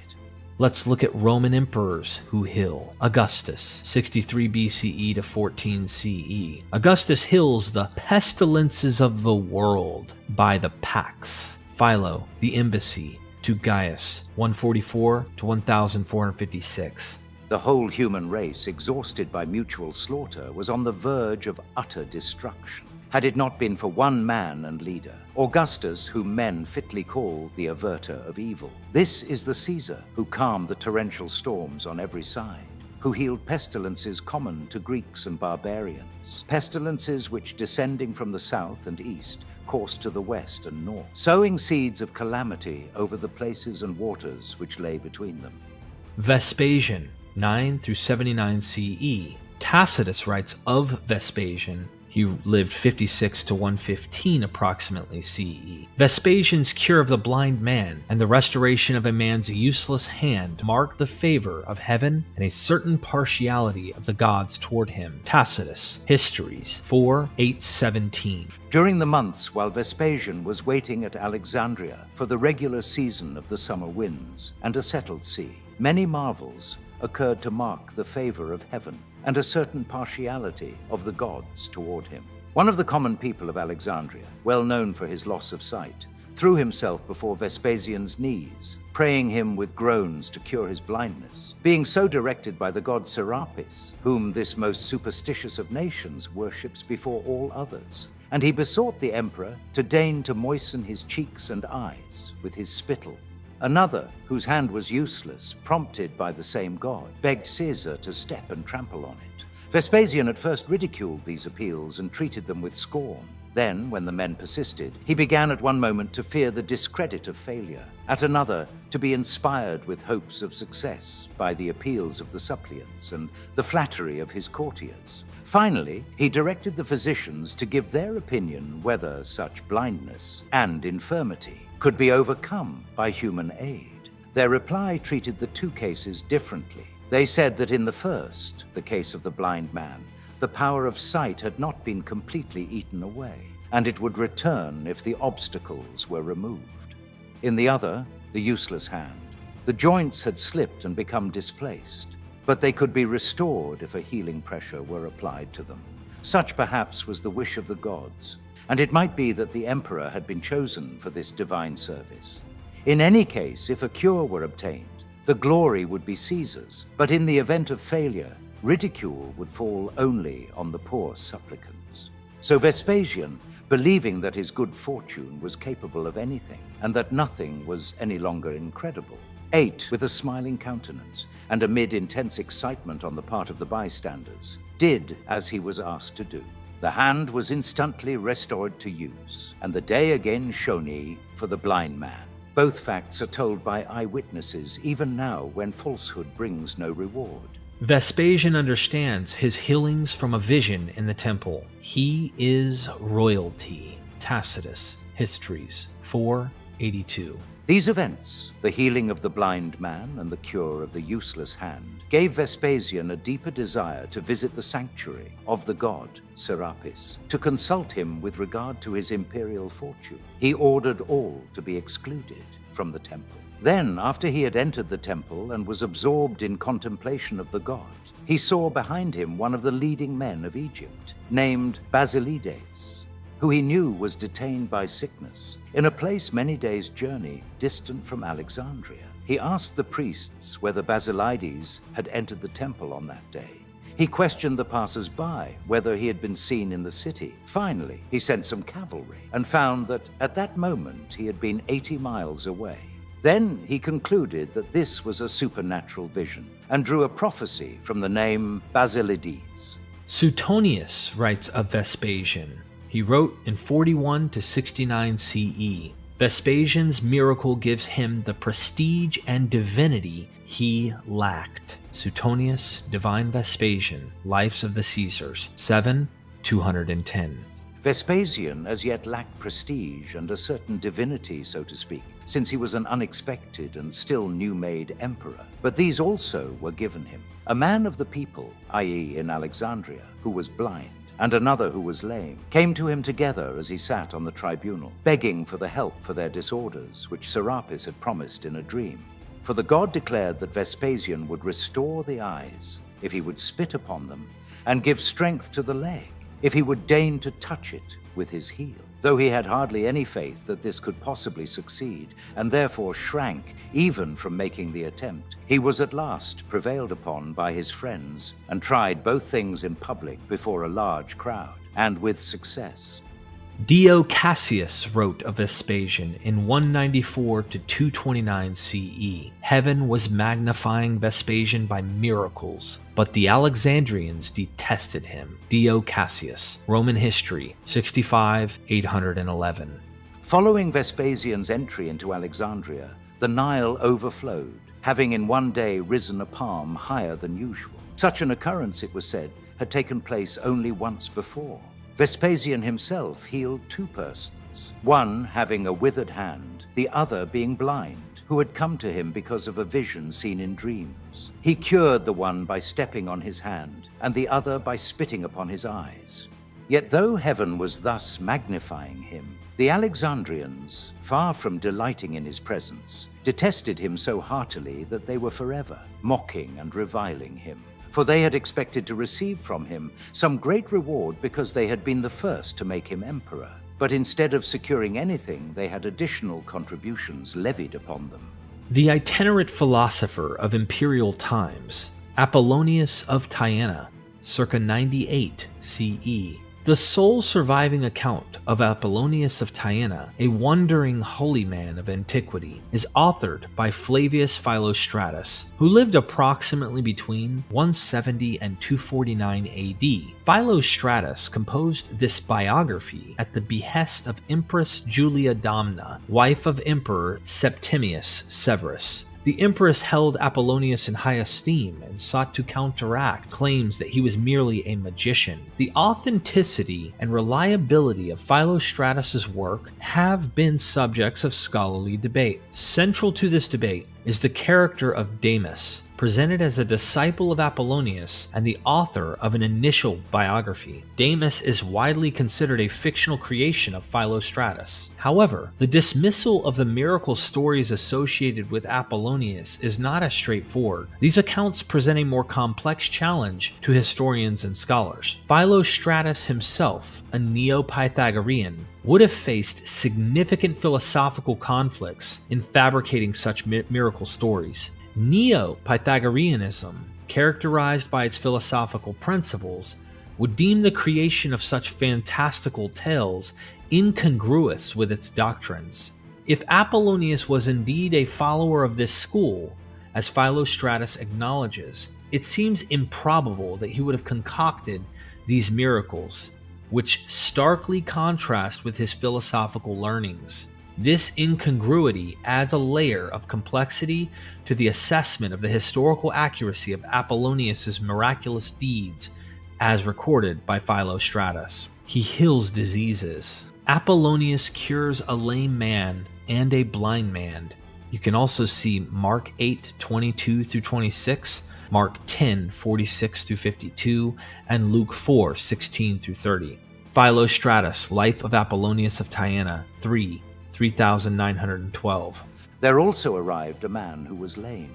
He was already 30 years old and was a keen hunter of lions. But a lion had sprung upon him and dislocated his hip, so that he limped with one leg. However, when they massaged with their hands his hip, the man immediately recovered his upright gait. And another man had had his eyes put out, and he went away, having recovered the sight of both of them. Apollonius cures a paralyzed hand.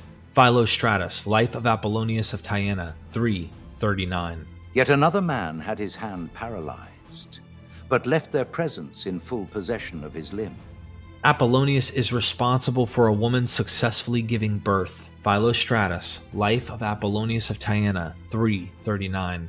And a certain woman had suffered in labor already 7 times, but was healed in the following way, through the intercession of her husband.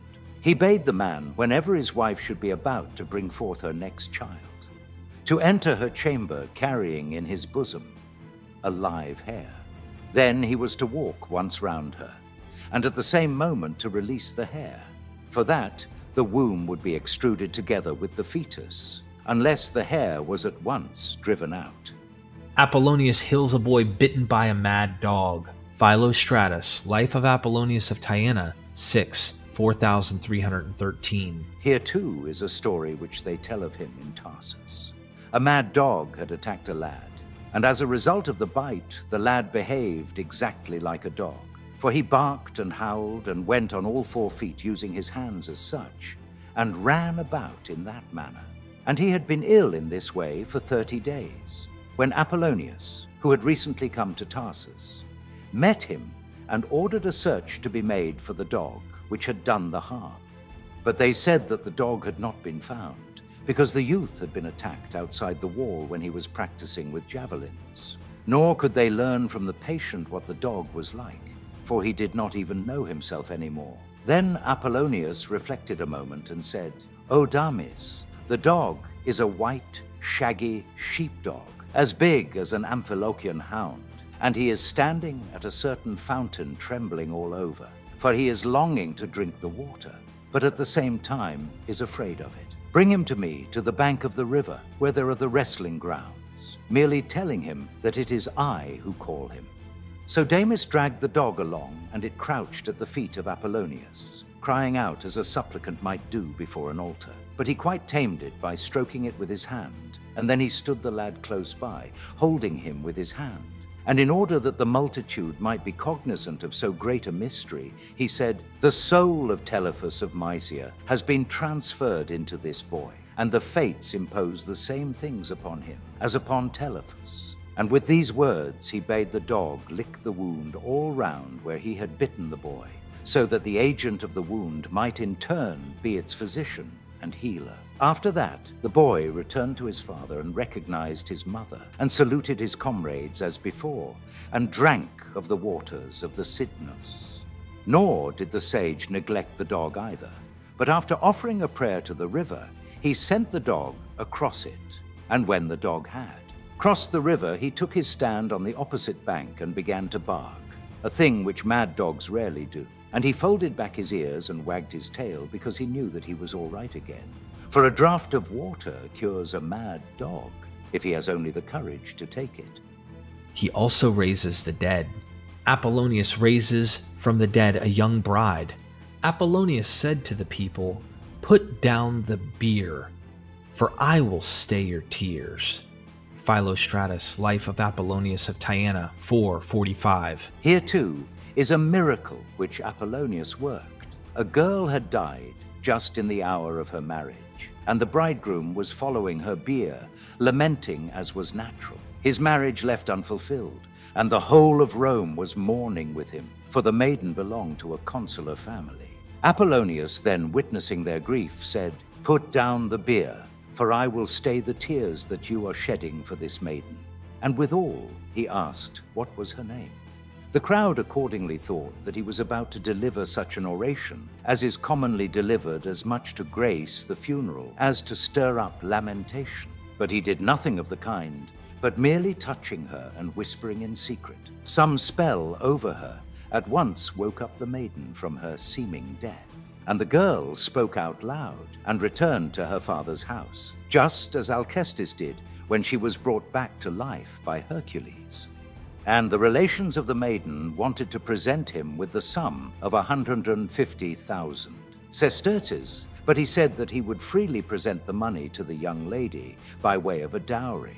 Now, whether he detected some spark of life in her, which those who were nursing her had not noticed, for it is said that although it was raining at the time, a vapor went up from her face, or whether life was really extinct, and he restored it by the warmth of his touch, is a mysterious problem which neither I myself nor those who were present could decide.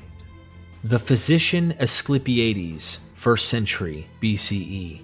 Asclepiades, a distinguished physician of the Augustan era, gained significant recognition for his unconventional medical approaches, particularly noted successfully treating Augustus's rheumatism. Contrary to the prevailing medical practices of the time, which often involved hot water baths, Asclepiades employed cold treatments, a method that proved effective where traditional treatments had failed. His medical philosophy and practice were deeply rooted in Epicurean thought, markedly diverging from Hippocratic principles that dominated contemporary medicine.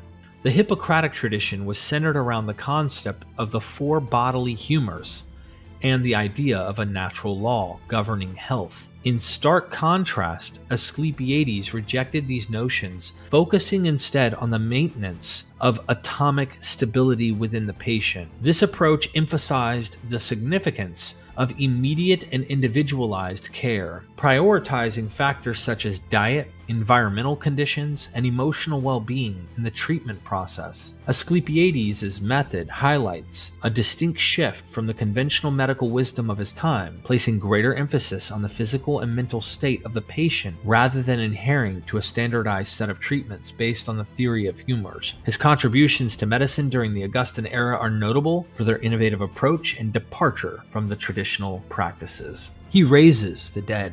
Asclepiades' revival of a girl thought dead proves how deceiving the signs of death often are. Celsus, On Medicine, 2:6, 16 through 1814. Asclepiades, when he met a funeral procession, recognized that a man who was being carried out to burial was alive, and it is not primarily a fault of the art if there is a fault on the part of its professor. But I shall more modestly suggest that the art of medicine is conjectural, and such is the characteristic of a conjecture that, though it answers more frequently, yet it sometimes deceives.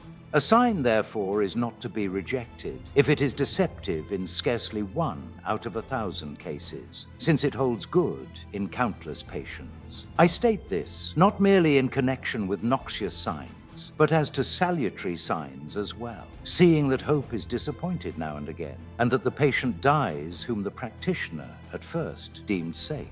And further, that measures proper for curing now and again make a change into something worse. Nor, in the face of such a variety of temperaments, can human frailty avoid this. Nevertheless, the medical art is to be relied upon, which more often, and in by far the greater number of patients, benefits the sick. It should not be ignored, however, that it is rather in acute diseases that signs, whether of recovery or of death, may be fallacious. Apollonius, 123 to 170 CE. Asclepiades examined the corpse and cried, "He lives." He brought back the life that still lay hidden in the secret places of the body. Apollonius, Florida, 1915. The famous Asclepiades, who ranks among the greatest of doctors, indeed, if you accept Hippocrates as the very greatest, was the first to discover the use of wine as a remedy. It requires, however, to be administered at the proper moment, and it was in the discovery of the right moment that he showed special skill, noting most carefully the slightest symptom of disorder or undue rapidity of the pulse. It chanced that once, when he was returning to town from his country house, he observed an enormous funeral procession in the suburbs of the city. A huge multitude of men who had come out to perform the last honors stood round about the bier, all of them plunged in deep sorrow and wearing worn and ragged apparel. He asked whom they were burying, but no one replied. So he went nearer to satisfy his curiosity and to see who it might be that was dead, or, it may be, in the hope to make some discovery in the interests of his profession. Be this as it may, he certainly snatched the man from the jaws of death as he lay there on the verge of burial. The poor fellow's limbs were already covered with spices, his mouth filled with sweet-smelling unguent. He had been anointed and was all ready for the pyre. But Asclepiades looked upon him, took careful note of certain signs, handled his body again and again, and perceived that the life was still in him, though scarcely to be detected. Straightway he cried out, "He lives! Throw down your torches, take away your fire, demolish the pyre, take back the funeral feast, and spread it on his board at home." While he spoke, a murmur arose. Some said that they must take the doctor's word, others mocked at the physician's skill. At last, in spite of the opposition offered even by his relations, perhaps because they had already entered into possession of the dead man's property, perhaps because they did not yet believe his words, Asclepiades persuaded them to put off the burial for a brief space. Having thus rescued him from the hands of the undertaker, he carried the man home, as it were from the very mouth of hell, and straightway revived the spirit within him, and by means of certain drugs, 16 called forth the life that still lay hidden in the secret places of the body. Ancient heroes from the Jewish scriptures. Moses, depicting him circa 1200 BC, though the texts are much later.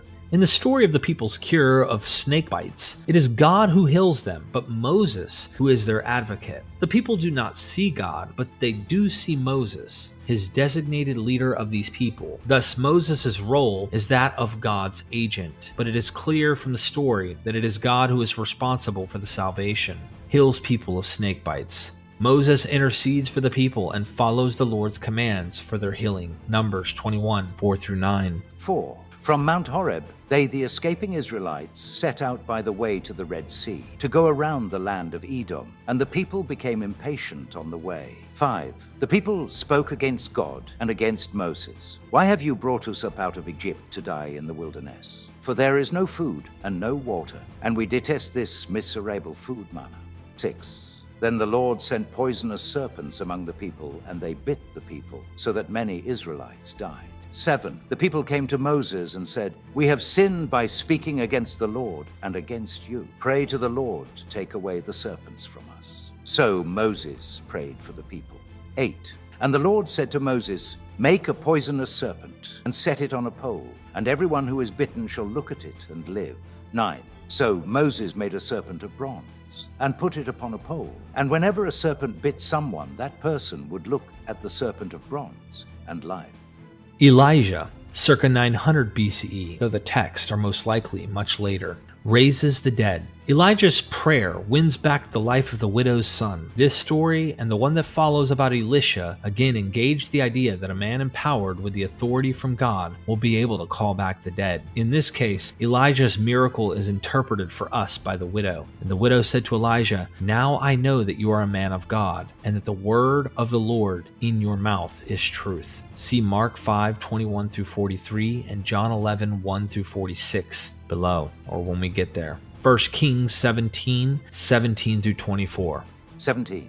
After this, the son of the woman, the mistress of the house, became ill. His illness was so severe that there was no breath left in him. 18. She then said to Elijah, "What have you against me, O man of God? You have come to me to bring my sin to remembrance and to cause the death of my son." 19. But he said to her, "Give me your son."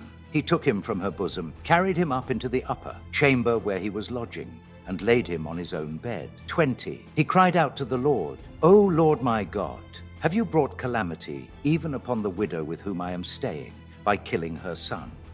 21. Then he stretched himself upon the child 3 times and cried out to the Lord, "O Lord my God, let this child's life come into him again." 22. The Lord listened to the voice of Elijah. The life of the child came into him again, and he revived. 23. Elijah took the child, brought him down from the upper chamber into the house, and gave him to his mother. Then Elijah said, "See, your son is alive." 24. So the woman said to Elijah, "Now I know that you are a man of God, and that the word of the Lord in your mouth is truth." Josephus, writing around 63 to 79 CE, a retelling of the Elijah miracle. The mother thanked the prophet and said that now she clearly realized that the deity spoke with him. Josephus, Jewish Antiquities, 8, 325 to 32,717. Now the woman of whom we spoke above, the widow of Sarepta, who gave food to the prophet, her son fell ill so seriously that he ceased to breathe and seemed to be dead. Whereupon she wept bitterly, injuring herself with her hands and uttering such cries as her grief prompted. And she reproached the prophet for having come to her to convict her of sin, and on that account causing the death of her son. But he urged her to take heart and give her son over to him, for he would, he said, restore him to her alive. So she gave him over, and he carried him into the chamber in which he himself lived, and placed him on the bed. Then he cried aloud to God, saying that he would ill requite the woman who had received him and nourished him, if he took her son from her. And he prayed God to send the breath into the child again, and give him life. Thereupon God, because he took pity on the mother, and also because he wished graciously to spare the prophet from seeming to have come to her for the purpose of harming her, and beyond all expectation brought the child back to life. Then the mother thanked the prophet and said that now she clearly realized that the deity spoke with him. Elisha, 900 BCE, though the texts are much later, heals diseases. Elisha cures Naaman the leper. And when the king of Israel read the letter, he rent his clothes and said, "Am I God to kill and to make alive, that this man sends word to me to cure a man of his leprosy?" 2 Kings 5, 1 through 19. 1. Naaman, commander of the army of the king of Aram, was a great man and in high favor with his master, because by him the Lord had given victory to Aram. The man, though a mighty warrior, suffered from leprosy. 2. Now the Arameans, on one of their raids, had taken a young girl captive from the land of Israel, and she served Naaman's wife. 3. She said to her mistress, "If only my lord were with the prophet who is in Samaria, he would cure him of his leprosy." 4. So Naaman went in and told his lord just what the girl from the land of Israel had said. 5. And the king of Aram said, "Go then, and I will send along a letter to the king of Israel." He went, taking with him 10 talents of silver, 6,000 shekels of gold, and 10 sets of garments. 6. He brought the letter to the king of Israel, which read, "When this letter reaches you, know that I have sent to you my servant Naaman, that you may cure him of his leprosy." 7. When the king of Israel read the letter, he tore his clothes and said, "Am I God to give death or life, that this man sends word to me to cure a man of his leprosy? Just look and see how he is trying to pick a quarrel with me." 8. But when Elisha, the man of God, heard that the king of Israel had torn his clothes, he sent a message to the king, "Why have you torn your clothes? Let him come to me, that he may learn that there is a prophet in Israel." 9. So Naaman came with his horses and chariots and halted at the entrance of Elisha's house. 10. Elisha sent a messenger to him, saying, "Go, wash in the Jordan 7 times, and your flesh shall be restored, and you shall be clean." 11. But Naaman became angry and went away, saying, "I thought that for me he would surely come out, and stand and call on the name of the Lord his God, and would wave his hand over the spot and cure the leprosy." 12. Are not Abana and Pharpar, the rivers of Damascus, better than all the waters of Israel? Could I not wash in them and be clean? He turned and went away in a rage. 13. But his servants approached and said to him, "Father, if the prophet had commanded you to do something difficult, would you not have done it? How much more, when all he said to you was, 'Wash and be clean'?" 14. So he went down and immersed himself 7 times in the Jordan, according to the word of the man of God. His flesh was restored like the flesh of a young boy, and he was clean. 15. Then he returned to the man of God, he and all his company. He came and stood before him and said, "Now I know that there is no God in all the earth except in Israel. Please accept a present from your servant." 16. But he said, "As the Lord lives, whom I serve, I will accept nothing." He urged him to accept, but he refused. 17. Then Naaman said, "If not, please let 2 mule loads of earth be given your servant, for your servant will no longer offer burnt offering or sacrifice to any god except the Lord." 18. But may the Lord pardon your servant on one count. When my master goes into the house of Rimmon to worship there, leaning on my arm, and I bow down in the house of Rimmon, may the Lord pardon your servant on this one count. 19. He said to him, "Go in peace." To punish Gehazi's sacrilegious greed, Elisha causes Naaman's leprosy to fall upon him and his family forever. 2 Kings 19 through 27. But when Naaman had gone from him a short distance, 20, Gehazi, the servant of Elisha the man of God, thought, "My master has let that Aramean Naaman off too lightly, by not accepting from him what he offered. As the Lord lives, I will run after him and get something out of him." 21. So Gehazi went after Naaman. When Naaman saw someone running after him, he jumped down from the chariot to meet him and said, "Is everything all right?" 22. He replied, "Yes, but my master sent me to say, 2 members of a company of prophets have just come to me from the hill country of Ephraim. Please give them a talent of silver and 2 changes of clothing." 23. Naaman said, "Please accept 2 talents." He urged him and tied up 2 talents of silver in 2 bags with 2 changes of clothing and gave them to 2 of his servants, who carried them in front of Gehazi. 24. When he came to the citadel, he took the bags from them and stored them inside. He dismissed the men, and they left. 25. He went in and stood before his master. And Elisha said to him, "Where have you been, Gehazi?" He answered, "Your servant has not gone anywhere at all."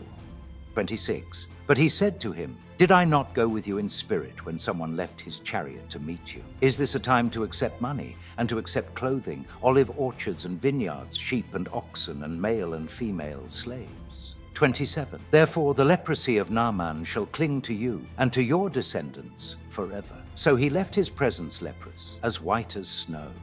Raises the dead. Elisha's prayer wins the life of the woman's dead son. It is clear to anyone familiar with the Elijah account that this story is an expansion upon it. In both cases, the petitioner is a non-Jewish woman who has offered hospitality to a Jewish prophet. The prophet is recognized as holy by the strength of his prayers.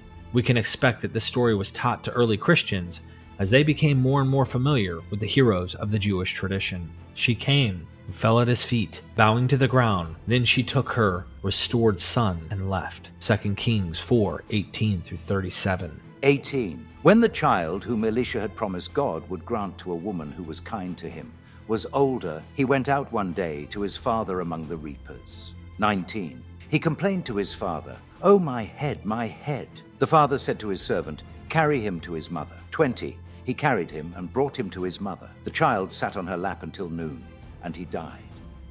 21. She went up and laid him on the bed of the man of God, closed the door on him, and left. 22. Then she called to her husband and said, "Send me one of the servants and one of the donkeys, so that I may quickly go to the man of God and come back again." 23. He said, "Why go to him today? It is neither new moon nor Sabbath." She said, "It will be all right." 24. Then she saddled the donkey and said to her servant, "Urge the animal on. Do not hold back for me, unless I tell you." 25. So she set out and came to the man of God at Mount Carmel. When the man of God saw her coming, he said to Gehazi his servant, "Look, there is the Shunammite woman." 26. Run at once to meet her and say to her, "Are you all right? Is your husband all right? Is the child all right?" She answered, "It is all right." 27. When she came to the man of God at the mountain, she caught hold of his feet. Gehazi approached to push her away, but the man of God said, "Let her alone, for she is in bitter distress. The Lord has hidden it from me and has not told me." 28. Then she said, "Did I ask my Lord for a son? Did I not say, 'Do not mislead me'?" 29. He said to Gehazi, "Gird up your loins and take my staff in your hand and go. If you meet anyone, give no greeting, and if anyone greets you, do not answer, and lay my staff on the face of the child." 30. Then the mother of the child said, "As the Lord lives, and as you yourself live, I will not leave without you." So he rose up and followed her.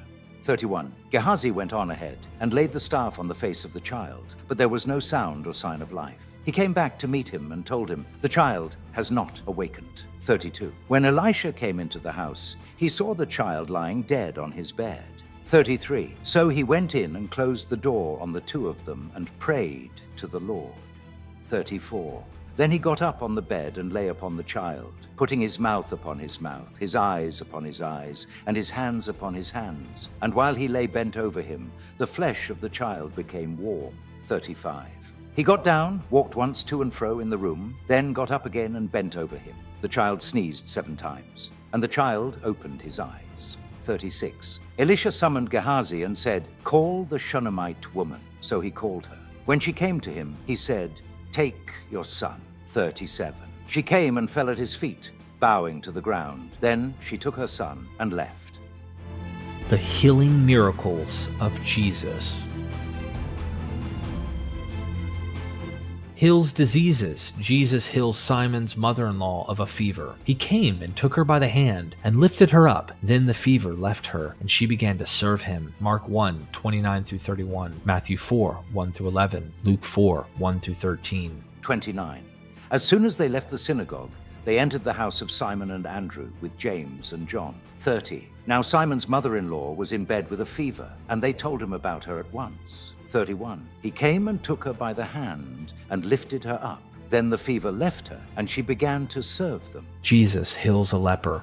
Moved with pity, Jesus stretched out his hand and touched him and said to him, "I do choose, be made clean." Mark 1, 40-45, Matthew 8, 1-4, Luke 5, 12-16. 40. A leper came to him, begging him, and kneeling, he said to him, "If you choose, you can make me clean." 41. Moved with pity, Jesus stretched out his hand and touched him and said to him, "I do choose, be made clean." 42. Immediately the leprosy left him, and he was made clean. 43. After sternly warning him, he sent him away at once. 44. Saying to him, "See that you say nothing to anyone, but go, show yourself to the priest, and offer for your cleansing what Moses commanded, as a testimony to them." 45. But he went out and began to proclaim it freely, and to spread the word, so that Jesus could no longer go into a town openly, but stayed out in the country, and people came to him from every quarter. Jesus heals 10 lepers. Then Jesus asked, "Were not 10 made clean? But the other 9, where are they? Was none of them found to return and give praise to God except this foreigner?" Luke 17, 11-19. 11.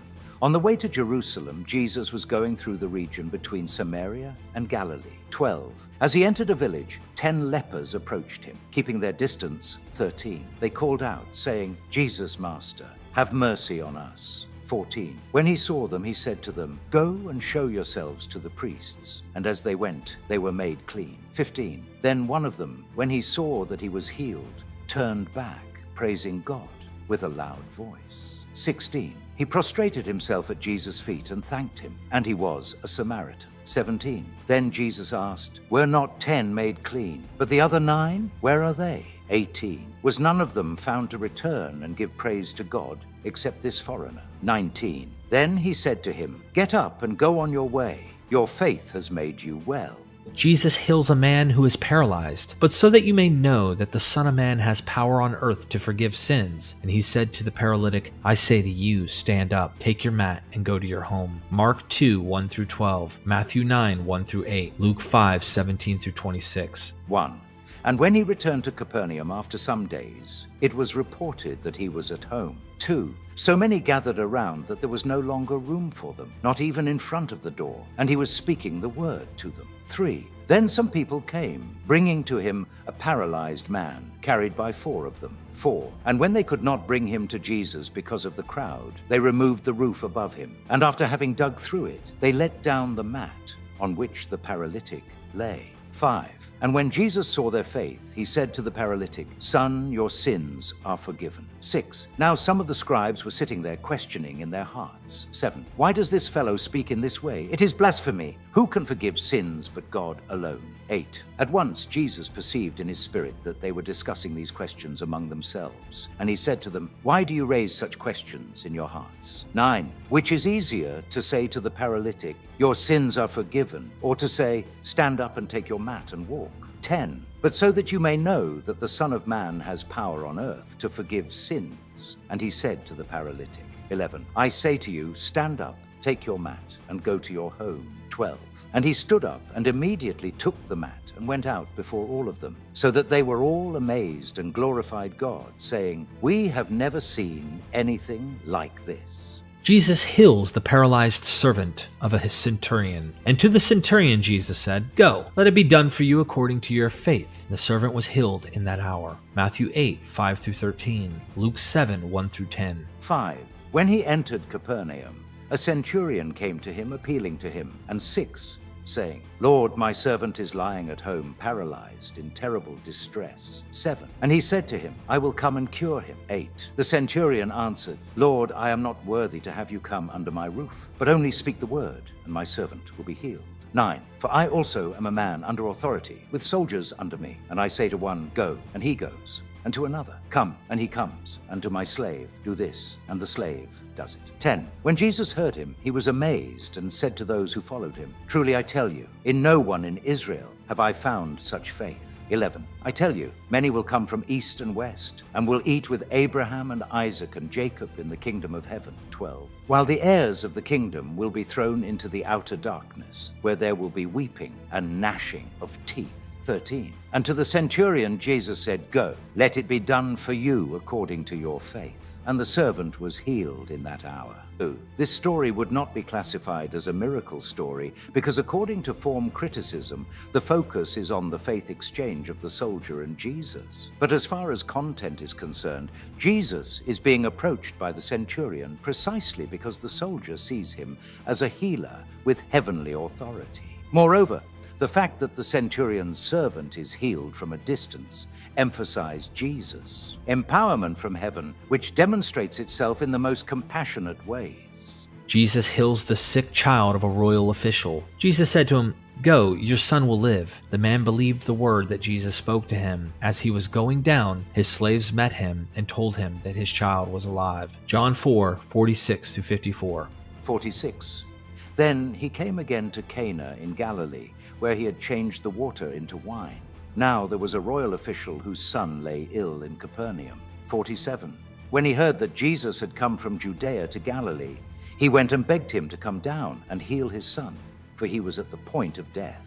48. Then Jesus said to him, "Unless you see signs and wonders, you will not believe." 49. The official said to him, "Sir, come down before my little boy dies." 50. Jesus said to him, "Go, your son will live." The man believed the word that Jesus spoke to him and started on his way. 51. As he was going down, his slaves met him and told him that his child was alive. 52. So he asked them the hour when he began to recover, and they said to him, "Yesterday at 1 p.m, the fever left him." 53. The father realized that this was the hour when Jesus had said to him, "Your son will live." So he himself believed, along with his whole household. 54. Now this was the second sign that Jesus did after coming from Judea to Galilee. Jesus heals the man by the pool called Bethzatha. Jesus said to him, "Stand up, take your mat and walk." At once the man was made well, and he took up his mat and began to walk. John 5, 1-18. 46. Then he came again to Cana in Galilee, where he had changed the water into wine. Now there was a royal official whose son lay ill in Capernaum. 47. When he heard that Jesus had come from Judea to Galilee, he went and begged him to come down and heal his son, for he was at the point of death. 48. Then Jesus said to him, "Unless you see signs and wonders, you will not believe." 49. The official said to him, "Sir, come down before my little boy dies." 50. Jesus said to him, "Go, your son will live." The man believed the one. After this, there was a festival of the Jews, and Jesus went up to Jerusalem. 2. Now in Jerusalem by the sheep gate, there is a pool called in Hebrew Bethzatha, which has 5 porticos. 3. In these lay many invalids, blind, lame, and paralyzed. 5. One man was there who had been ill for 38 years. 6. When Jesus saw him lying there and knew that he had been there a long time, he said to him, "Do you want to be made well?" 7. The sick man answered him, "Sir, I have no one to put me into the pool when the water is stirred up.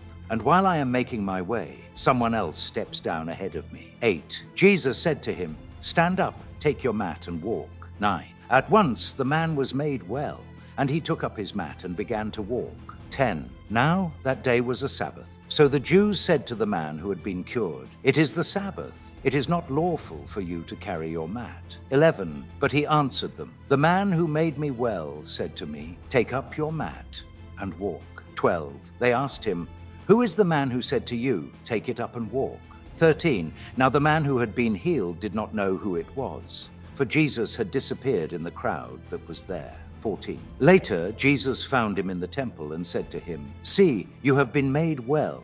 Do not sin any more, so that nothing worse happens to you." 15. The man went away and told the Jews that it was Jesus who had made him well. 16. Therefore the Jews started persecuting Jesus because he was doing such things on the Sabbath. 17. But Jesus answered them, "My Father is still working, and I also am working." 18. For this reason the Jews were seeking all the more to kill him, because he was not only breaking the Sabbath, but was also calling God his own Father, thereby making himself equal to God.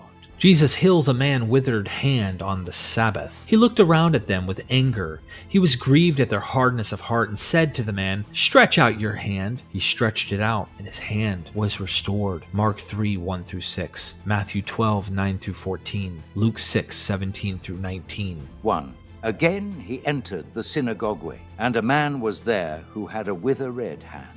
2. They watched him to see whether he would cure him on the Sabbath, so that they might accuse him. 3. And he said to the man who had the withered hand, "Come forward." 4. Then he said to them, "Is it lawful to do good or to do harm on the Sabbath, to save life or to kill?" But they were silent. 5. He looked around at them with anger. He was grieved at their hardness of heart and said to the man, "Stretch out your hand." He stretched it out, and his hand was restored. 6. The Pharisees went out and immediately conspired with the Herodians against him, how to destroy him. 5. According to form criticism, this unit of tradition is categorized as a controversy story because the healing is subordinated to the healing. However, I include it here because it is very doubtful that earliest Christian listeners would have made such distinctions. In the story, Jesus stands up to the authorities to restore this man's hand, and for many a working person, this story would have emphasized Jesus' great humanitas as a healer. Jesus heals a woman from her 18-year infirmity on the Sabbath. When Jesus saw her, he called her over and said to her, "Woman, you are set free from your ailment." Immediately she stood up straight and began praising God. Luke 13, 10-17. 10.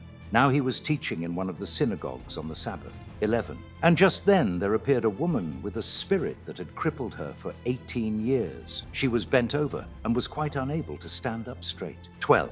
When Jesus saw her, he called her over and said, "Woman, you are set free from your ailment." 13. When he laid his hands on her, immediately she stood up straight and began praising God. 14. But the leader of the synagogue, indignant because Jesus had cured on the Sabbath, kept saying to the crowd, "There are 6 days on which work ought to be done. Come on those days and be cured, and not on the Sabbath day." 15. But the Lord answered him, "You hypocrites, does not each of you on the Sabbath untie his ox or his donkey from the manger and lead it away to give it water?" 16. And ought not this woman, a daughter of Abraham, whom Satan bound for 18 long years, be set free from this bondage on the Sabbath day? 17. When he said this, all his opponents were put to shame, and the entire crowd was rejoicing at all the wonderful things that he was doing. Jesus heals a man with dropsy on the Sabbath. Jesus said, "Is it lawful to cure people on the Sabbath or not?" They were silent. So Jesus took him and healed him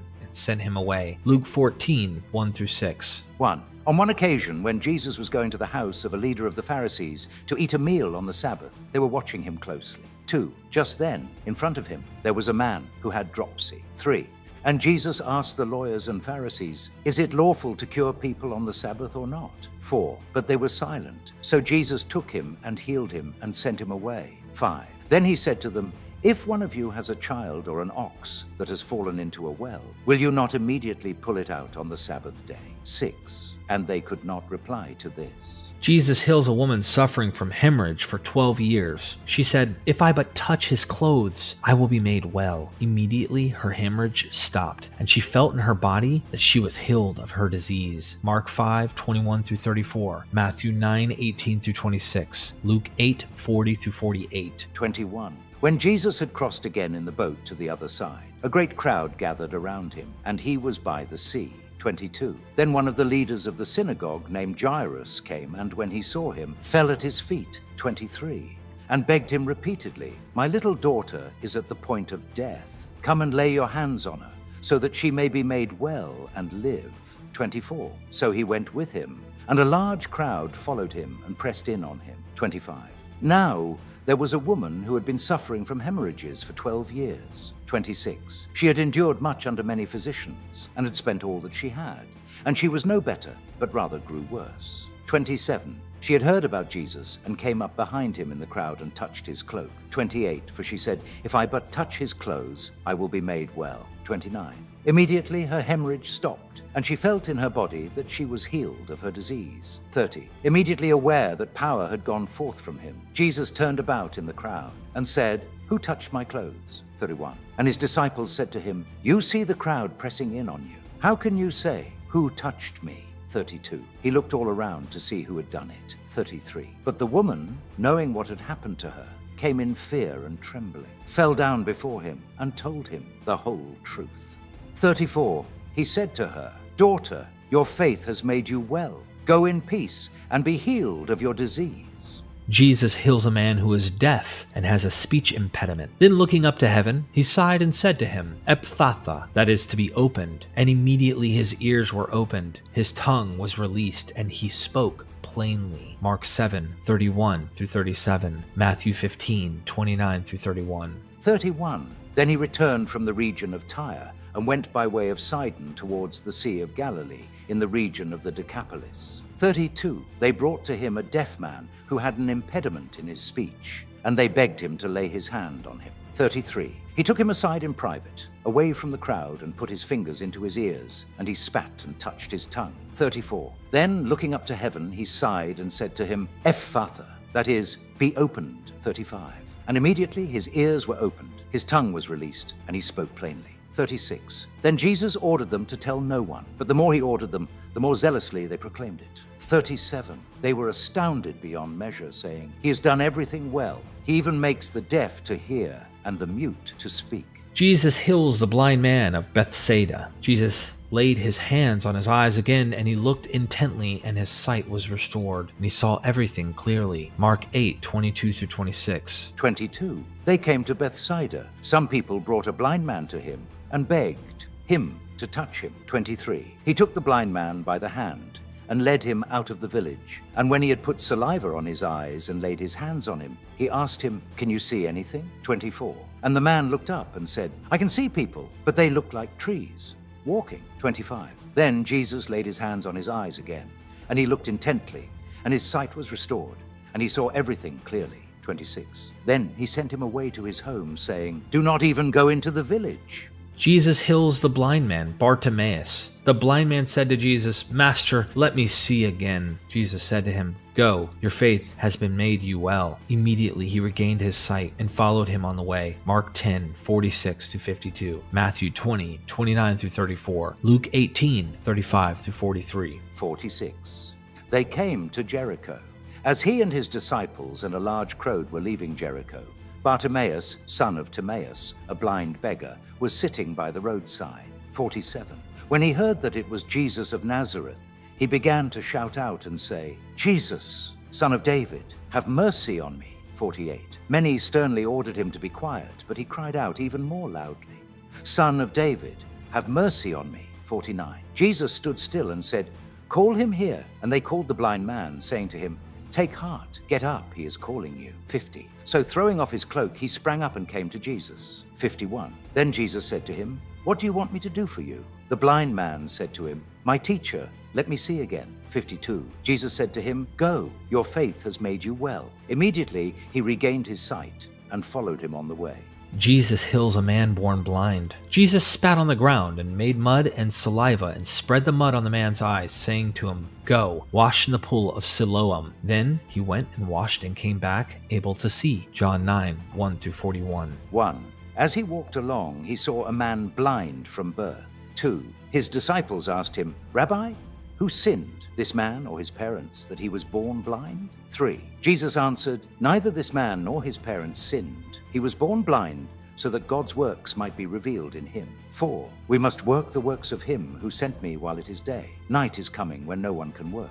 5. As long as I am in the world, I am the light of the world. 6. When he had said this, he spat on the ground and made mud with the saliva, and spread the mud on the man's eyes. 7. Saying to him, "Go wash in the pool of Siloam," which means sent. Then he went and washed and came back, able to see. 8. The neighbors and those who had seen him before as a beggar began to ask, "Is this not the man who used to sit and beg?" 9. Some were saying, "It is he." Others were saying, "No, but it is someone like him." He kept saying, "I am the man." 10. But they kept asking him, "Then how were your eyes opened?" 11. He answered, "The man called Jesus made mud, spread it on my eyes, and said to me, 'Go to Siloam and wash.' Then I went and washed and received my sight." 12. They said to him, "Where is he?" He said, "I do not know." 13. They brought to the Pharisees the man who had formerly been blind. 14. Now it was a Sabbath day when Jesus made the mud and opened his eyes.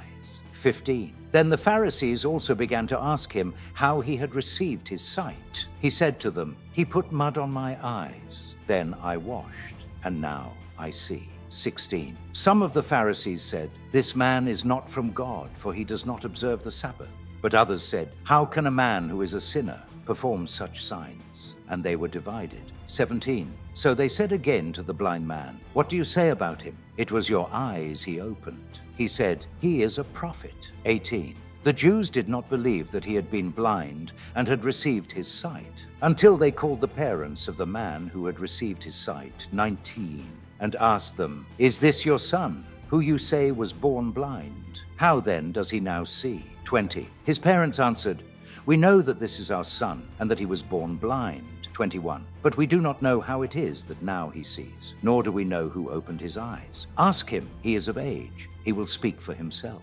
22. His parents said this because they were afraid of the Jews, for the Jews had already agreed that anyone who confessed Jesus to be the Messiah would be put out of the synagogue. 23. Therefore his parents said, "He is of age. Ask him." 24. So for the second time they called the man who had been blind, and they said to him, "Give glory to God. We know that this man is a sinner." 25. He answered, "I do not know whether he is a sinner. One thing I know, that though I was blind, now I see." 26. They said to him, "What did he do to you? How did he open your eyes?" 27. He answered them, "I have told you already, and you would not listen. Why do you want to hear it again? Do you also want to become his disciples?" 28. Then they reviled him, saying, "You are his disciple, but we are disciples of Moses." 29. We know that God has spoken to Moses, but as for this man, we do not know where he comes from. 30. The man answered, "Here is an astonishing thing. You do not know where he comes from, and yet he opened my eyes." 31. We know that God does not listen to sinners, but he does listen to one who worships him and obeys his will. 32. Never since the world began has it been heard that anyone opened the eyes of a person born blind. 33. If this man were not from God, he could do nothing. 34. They answered him, "You were born entirely in sins, and are you trying to teach us?" And they drove him out. 35. Jesus heard that they had driven him out, and when he found him, he said, "Do you believe in the Son of Man?" 36. He answered, "And who is he, sir? Tell me, so that I may believe in him." 37. Jesus said to him, "You have seen him, and the one speaking with you is he." 38. He said, "Lord, I believe," and he worshipped him. 39. Jesus said, "I came into this world for judgment, so that those who do see may see, and those who do not see may become blind." 40. Some of the Pharisees near him heard this and said to him, "Surely we are not blind, are we?" 41. Jesus said to them, "If you were blind, you would not have sin. But now that you say, 'We see,' your sin remains." Jesus' miracle fulfilled the prophet Isaiah. No prophet is acceptable in his own country. Luke 4:16-30. 16. When he came to Nazareth, where he had been brought up, he went to the synagogue on the Sabbath day, as was his custom. He stood up to read. 17. And the scroll of the prophet Isaiah was given to him. He unrolled the scroll and found the place where it was written.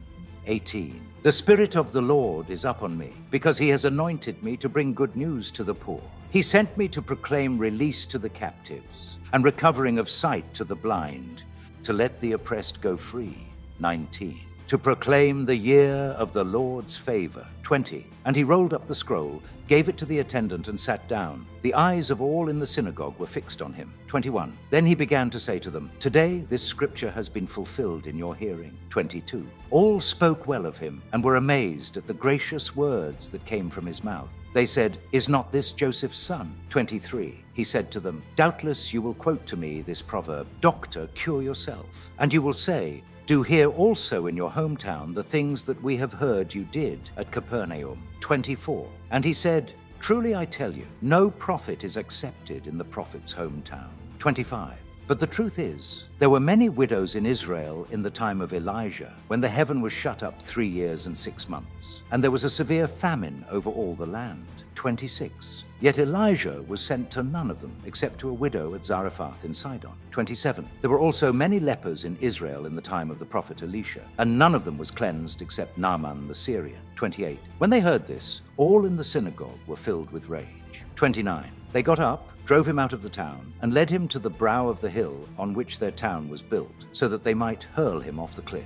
30. But he passed through the midst of them and went on his way. Raises from the dead. Jesus raises a 12-year-old girl from the dead. Some people came from the leader's house to say, "Your daughter is dead. Why trouble the teacher any further?" But overhearing what they said, Jesus said to the leader of the synagogue, "Do not fear, only believe." Mark 5:21-43, Matthew 9:18-26, Luke 8:40-56. 21. When Jesus had crossed again in the boat to the other side, a great crowd gathered around him, and he was by the sea. 22. Then one of the leaders of the synagogue named Jairus came, and when he saw him, fell at his feet. 23. And begged him repeatedly, "My little daughter is at the point of death. Come and lay your hands on her, so that she may be made well and live." 24. So he went with him, and a large crowd followed him and pressed in on him. 25. Now there was a woman who had been suffering from hemorrhages for 12 years. 26.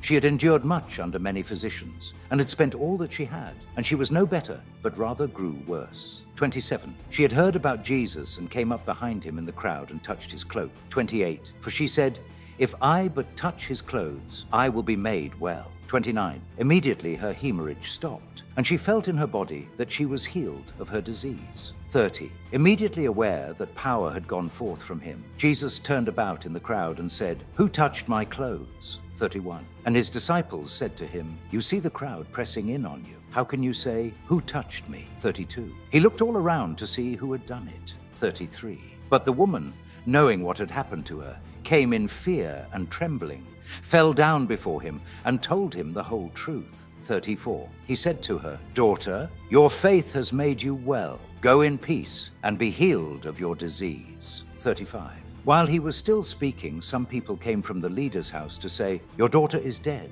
Why trouble the teacher any further?" 36. But overhearing what they said, Jesus said to the leader of the synagogue, "Do not fear, only believe." 37. He allowed no one to follow him except Peter, James, and John, the brother of James. 38. When they came to the house of the leader of the synagogue, he saw a commotion, people weeping and wailing loudly. 39. When he had entered, he said to them, "Why do you make a commotion and weep? The child is not dead, but sleeping." 40. And they laughed at him. Then he put them all outside and took the child's father and mother and those who were with him, and went in where the child was. 41. He took her by the hand and said to her, "Talitha, come," which means, "Little girl, get up." 42. And immediately the girl got up and began to walk about. She was 12 years of age. At this they were overcome with amazement. 43. He strictly ordered them that no one should know this, and told them to give her something to eat. Jesus raises the only son of a widow from the dead. When the Lord saw her, he had compassion on her and said to her, "Do not weep." Then he came forward and touched the bier, and the bearers stood still. And he said, "Young man, I say to you, rise." Luke 7:11-17. 11. Soon afterwards he went to a town called Nain, and his disciples and a large crowd went with him. 12.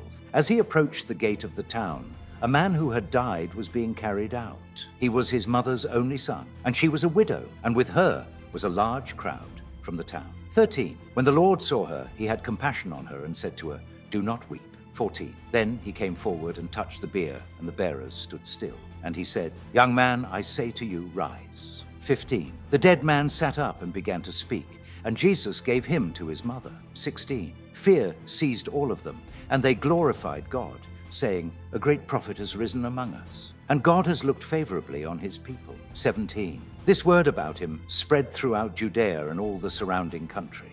Jesus raises his friend Lazarus from the dead. Father, I thank you for having heard me. I knew that you always hear me, but I have said this for the sake of the crowd standing here, so that they may believe that you sent me. When he had said this, he cried with a loud voice, Lazarus, come out. John 11, 1-46. 1. Now a certain man was ill, Lazarus of Bethany, the village of Mary and her sister Martha. 2. Mary was the one who anointed the Lord with perfume and wiped his feet with her hair. Her brother Lazarus was ill. 3. So the sisters sent a message to Jesus, Lord, he whom you love is ill. 4. But when Jesus heard it, he said, this illness does not lead to death. Rather, it is for God's glory, so that the Son of God may be glorified through it. 5. Accordingly, though Jesus loved Martha and her sister and Lazarus, 6. After having heard that Lazarus was ill, he stayed 2 days longer in the place where he was. 7. Then after this he said to the disciples, let us go to Judea again. 8. The disciples said to him, Rabbi, the Jews were just now trying to stone you, and are you going there again? 9. Jesus answered, are there not 12 hours of daylight? Those who walk during the day do not stumble, because they see the light of this world. 10. But those who walk at night stumble, because the light is not in them. 11. After saying this, he told them, our friend Lazarus has fallen asleep, but I am going there to awaken him. 12. The disciples said to him, Lord, if he has fallen asleep, he will be all right. 13. Jesus, however, had been speaking about his death, but they thought that he was referring merely to sleep. 14. Then Jesus told them plainly, Lazarus is dead. 15. For your sake, I am glad I was not there, so that you may believe. But let us go to him. 16. Thomas, who was called the twin, said to his fellow disciples, let us also go, that we may die with him. 17. When Jesus arrived, he found that Lazarus had already been in the tomb 4 days. 18. Now Bethany was near Jerusalem, some 2 miles away. 19. And many of the Jews had come to Martha and Mary to console them about their brother. 20. When Martha heard that Jesus was coming, she went and met him, while Mary stayed at home. 21. Martha said to Jesus, Lord, if you had been here, my brother would not have died. 22. But even now I know that God will give you whatever you ask of him. 23. Jesus said to her, your brother will rise again. 24. Martha said to him, I know that he will rise again in the resurrection on the last day. 25. Jesus said to her, I am the resurrection and the life. Those who believe in me, even though they die, will live. 26. And everyone who lives and believes in me will never die. Do you believe this? 27. She said to him, yes, Lord, I believe that you are the Messiah, the Son of God, the one coming into the world. 28. When she had said this, she went back and called her sister Mary and told her privately, the teacher is here and is calling for you. 29. And when she heard it, she got up quickly and went to him. 30. Now Jesus had not yet come to the village, but was still at the place where Martha had met him. 31. The Jews who were with her in the house, consoling her, saw Mary get up quickly and go out. They followed her because they thought that she was going to the tomb to weep there. 32. When Mary came where Jesus was and saw him, she knelt at his feet and said to him, Lord, if you had been here, my brother would not have died. 33. When Jesus saw her weeping, and the Jews who came with her also weeping, he was greatly disturbed in spirit and deeply moved. 34. He said, where have you laid him? They said to him, Lord, come and see. 35. Jesus began to weep. 36. So the Jews said, see how he loved him. 37. But some of them said, could not he who opened the eyes of the blind man have kept this man from dying? 38. Then Jesus, again greatly disturbed, came to the tomb. It was a cave, and a stone was lying against it. 39. Jesus said, take away the stone. Martha, the sister of the dead man, said to him, Lord, already there is a stench, because he has been dead 4 days. 40. Jesus said to her, did I not tell you that if you believed, you would see the glory of God? 41. So they took away the stone, and Jesus looked upward and said, Father, I thank you for having heard me. 42. I knew that you always hear me, but I have said this for the sake of the crowd standing here, so that they may believe that you sent me. 43. When he had said this, he cried with a loud voice, Lazarus, come out! 44. The dead man came out, his hands and feet bound with strips of cloth, and his face wrapped in a cloth. Jesus said to them, unbind him and let him go. 45. Many of the Jews, therefore, who had come with Mary and had seen what Jesus did, believed in him. 46. But some of them went to the Pharisees and told them what he had done. The healing miracles in Jesus' name. Acts of the Apostles. The healings in Jesus' name that would find their way to the Acts of the Apostles provide more evidence about the significance of Jesus' own miracles for these communities. Both the actual miracle story and the interpretation attached to it when one occurs are included. Peter heals the infirm. Peter heals a crippled beggar in Jesus' name. By faith in his name itself has made this man strong, whom you see and know, and the faith that is through Jesus has given him this perfect health in the presence of all of you. Acts 3, 1-16. 1. One day, Peter and John were going up to the temple at the hour of prayer, at 3 o'clock in the afternoon. 2. And a man lame from birth was being carried in. People would lay him daily at the gate of the temple, called the Beautiful Gate, so that he could ask for alms from those entering the temple. 3. When he saw Peter and John about to go into the temple, he asked them for alms. 4. Peter looked intently at him, as did John, and said, "Look at us." 5. And he fixed his attention on them, expecting to receive something from them. 6. But Peter said, "I have no silver or gold, but what I have I give you. In the name of Jesus Christ of Nazareth, stand up and walk." 7. And he took him by the right hand and raised him up, and immediately his feet and ankles were made strong. 8. Jumping up, he stood and began to walk, and they entered the temple with them, walking and leaping and praising God. 9. All the people saw him walking and praising God. 10. And they recognized him as the one who used to sit and ask for alms at the Beautiful Gate of the temple, and they were filled with wonder and amazement at what had happened to him. 11. While he clung to Peter and John, all the people ran together to them in the portico called Solomon's portico, utterly astonished. 12. When Peter saw it, he addressed the people. "You Israelites, why do you wonder at this? Or why do you stare at us, as though by our own power or piety we had made him walk?" 13. The God of Abraham, the God of Isaac, and the God of Jacob, the God of our ancestors, has glorified his servant Jesus, whom you handed over and rejected in the presence of Pilate, though he had decided to release him. 14. But you rejected the holy and righteous one, and asked to have a murderer given to you. 15. And you killed the author of life, whom God raised from the dead. To this we are witnesses. 16. And by faith in his name itself has made this man strong, whom you see and know. And the faith that is through Jesus has given him this perfect health in the presence of all of you. Peter heals the paralyzed Aeneas in Jesus' name. Peter said to him, "Aeneas, Jesus Christ heals you. Get up and make your bed." And immediately he got up. Acts 9, 32-35. 32. Now, as Peter went here and there among all the believers, he came down also to the saints living in Lydda. 33. There he found a man named Aeneas, who had been bedridden for 8 years, for he was paralyzed. 34. Peter said to him, "Aeneas, Jesus Christ heals you. Get up and make your bed." And immediately he got up. 35. And all the residents of Lydda and Sharon saw him and turned to the Lord. Raises the dead. Peter raises Tabitha from the dead in Jesus' name. Peter put all of them outside, and then he knelt down and prayed. He turned to the body and said, "Tabitha, get up." Then she opened her eyes, and seeing Peter, she sat up. He gave her his hand and helped her up. Acts 9, 36-42. 36. Now in Joppa there was a disciple whose name was Tabitha, which in Greek is Dorcas. She was devoted to good works and acts of charity. 37. At that time she became ill and died. When they had washed her, they laid her in a room upstairs. 38. Since Lydda was near Joppa, the disciples who heard that Peter was there sent 2 men to him with the request, "Please come to us without delay." 39.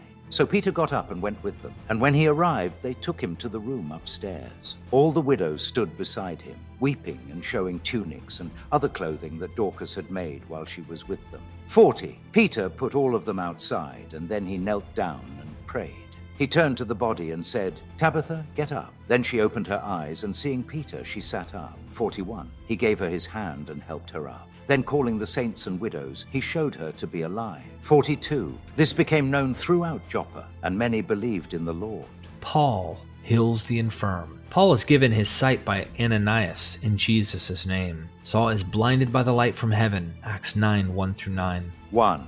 Meanwhile, Saul, still breathing threats and murder against the disciples of the Lord, went to the high priest. 2. And asked him for letters to the synagogues at Damascus, so that if he found any who belonged to the way, men or women, he might bring them bound to Jerusalem. 3. Now, as he was going along and approaching Damascus, suddenly a light from heaven flashed around him. 4. He fell to the ground and heard a voice saying to him, Saul, Saul, why do you persecute me? 5. He asked, Who are you, Lord? The reply came, I am Jesus, whom you are persecuting. 6. But get up and enter the city, and you will be told what you are to do. 7. The men who were traveling with him stood speechless because they heard the voice but saw no one. 8. Saul got up from the ground, and though his eyes were open, he could see nothing. So they led him by the hand and brought him into Damascus. 9. For 3 days he was without sight, and neither ate nor drank. Saul receives his sight from Ananias in Jesus' name. Acts 9:10-19. 10. Now there was a disciple in Damascus named Ananias. The Lord said to him in a vision, Ananias. He answered, Here I am, Lord. 11. The Lord said to him, Get up and go to the street called Straight, and at the house of Judas look for a man of Tarsus named Saul. At this moment he is praying 12. And he has seen in a vision a man named Ananias come in and lay his hands on him so that he might regain his sight. 13. But Ananias answered, Lord, I have heard from many about this man, how much evil he has done to your saints in Jerusalem. 14. And here he has authority from the chief priests to bind all who invoke your name. 15. But the Lord said to him, Go, for he is an instrument whom I have chosen to bring my name before Gentiles and kings and before the people of Israel. 16. I myself will show him how much he must suffer for the sake of my name. 17. So Ananias went and entered the house. He laid his hands on Saul and said, Brother Saul, the Lord Jesus, who appeared to you on your way here, has sent me so that you may regain your sight and be filled with the Holy Spirit. 18. And immediately something like scales fell from his eyes, and his sight was restored.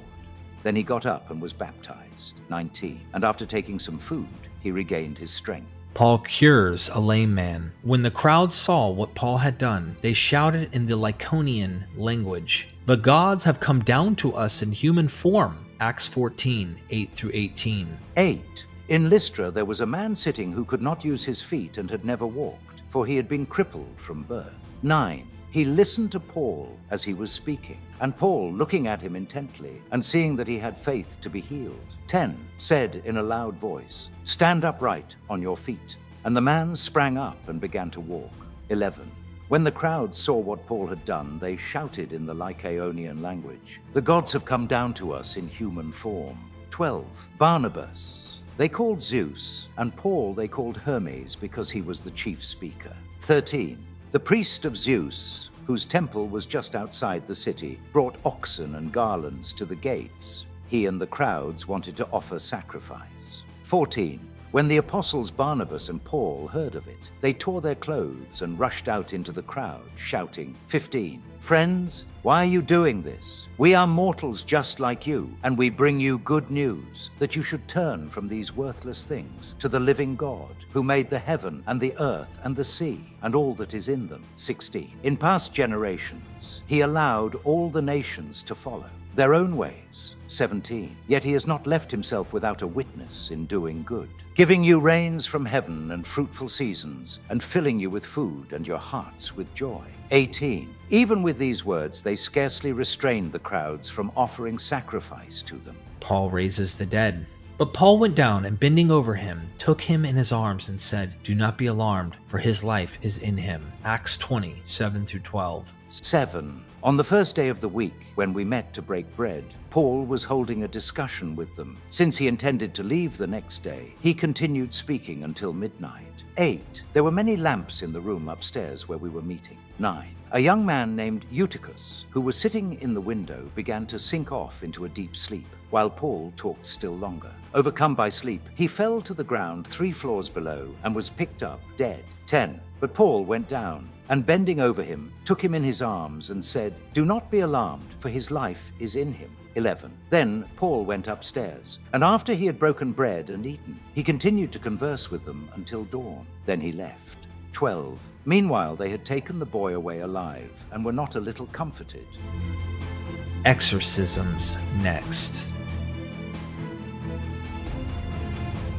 I hope you see by now, with 45 non-Christian accounts of gods performing healing miracles, and 19 what we call pagan accounts of heroes who performed miracles, totaling to 64 primary examples, these claims of miraculous powers were serious enough that temples to these gods were all over the Roman Empire. You saw firsthand the primary sources, and this is just a glimpse of the overall materials in antiquity. We limited our scope to roughly around the beginnings of Christianity, and a few centuries after, because we wanted you to see the pagan world also had stories of their gods and heroes performing very similar feats to Jesus. I want to thank scholars like Dr. Wendy Cotter, who put together this list of sources as a textbook for people to see. I know many of the Christian persuasion will attempt to limit the scope of influence from Jewish sources exclusively, when the New Testament is swimming in the larger world of Rome and reaching people well beyond Jews alone. Jesus was competing with the long-standing existing Greek and Roman deities and heroes. No wonder Justin Martyr saw fit to compare Jesus with the known gods and heroes of his time, stating that they believed nothing different about their Christ as the Romans did about their gods. From raising the dead back to life,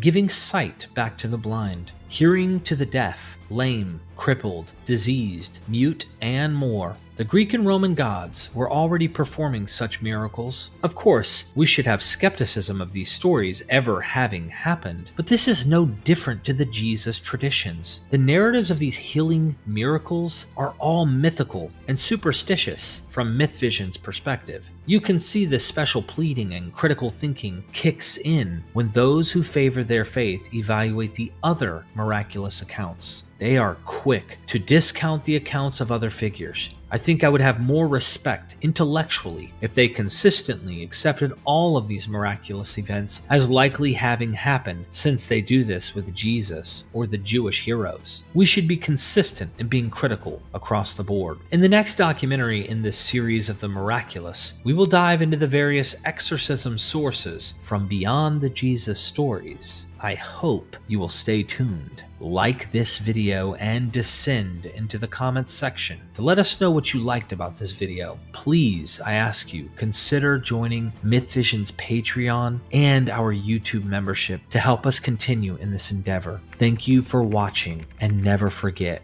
we are MythVision.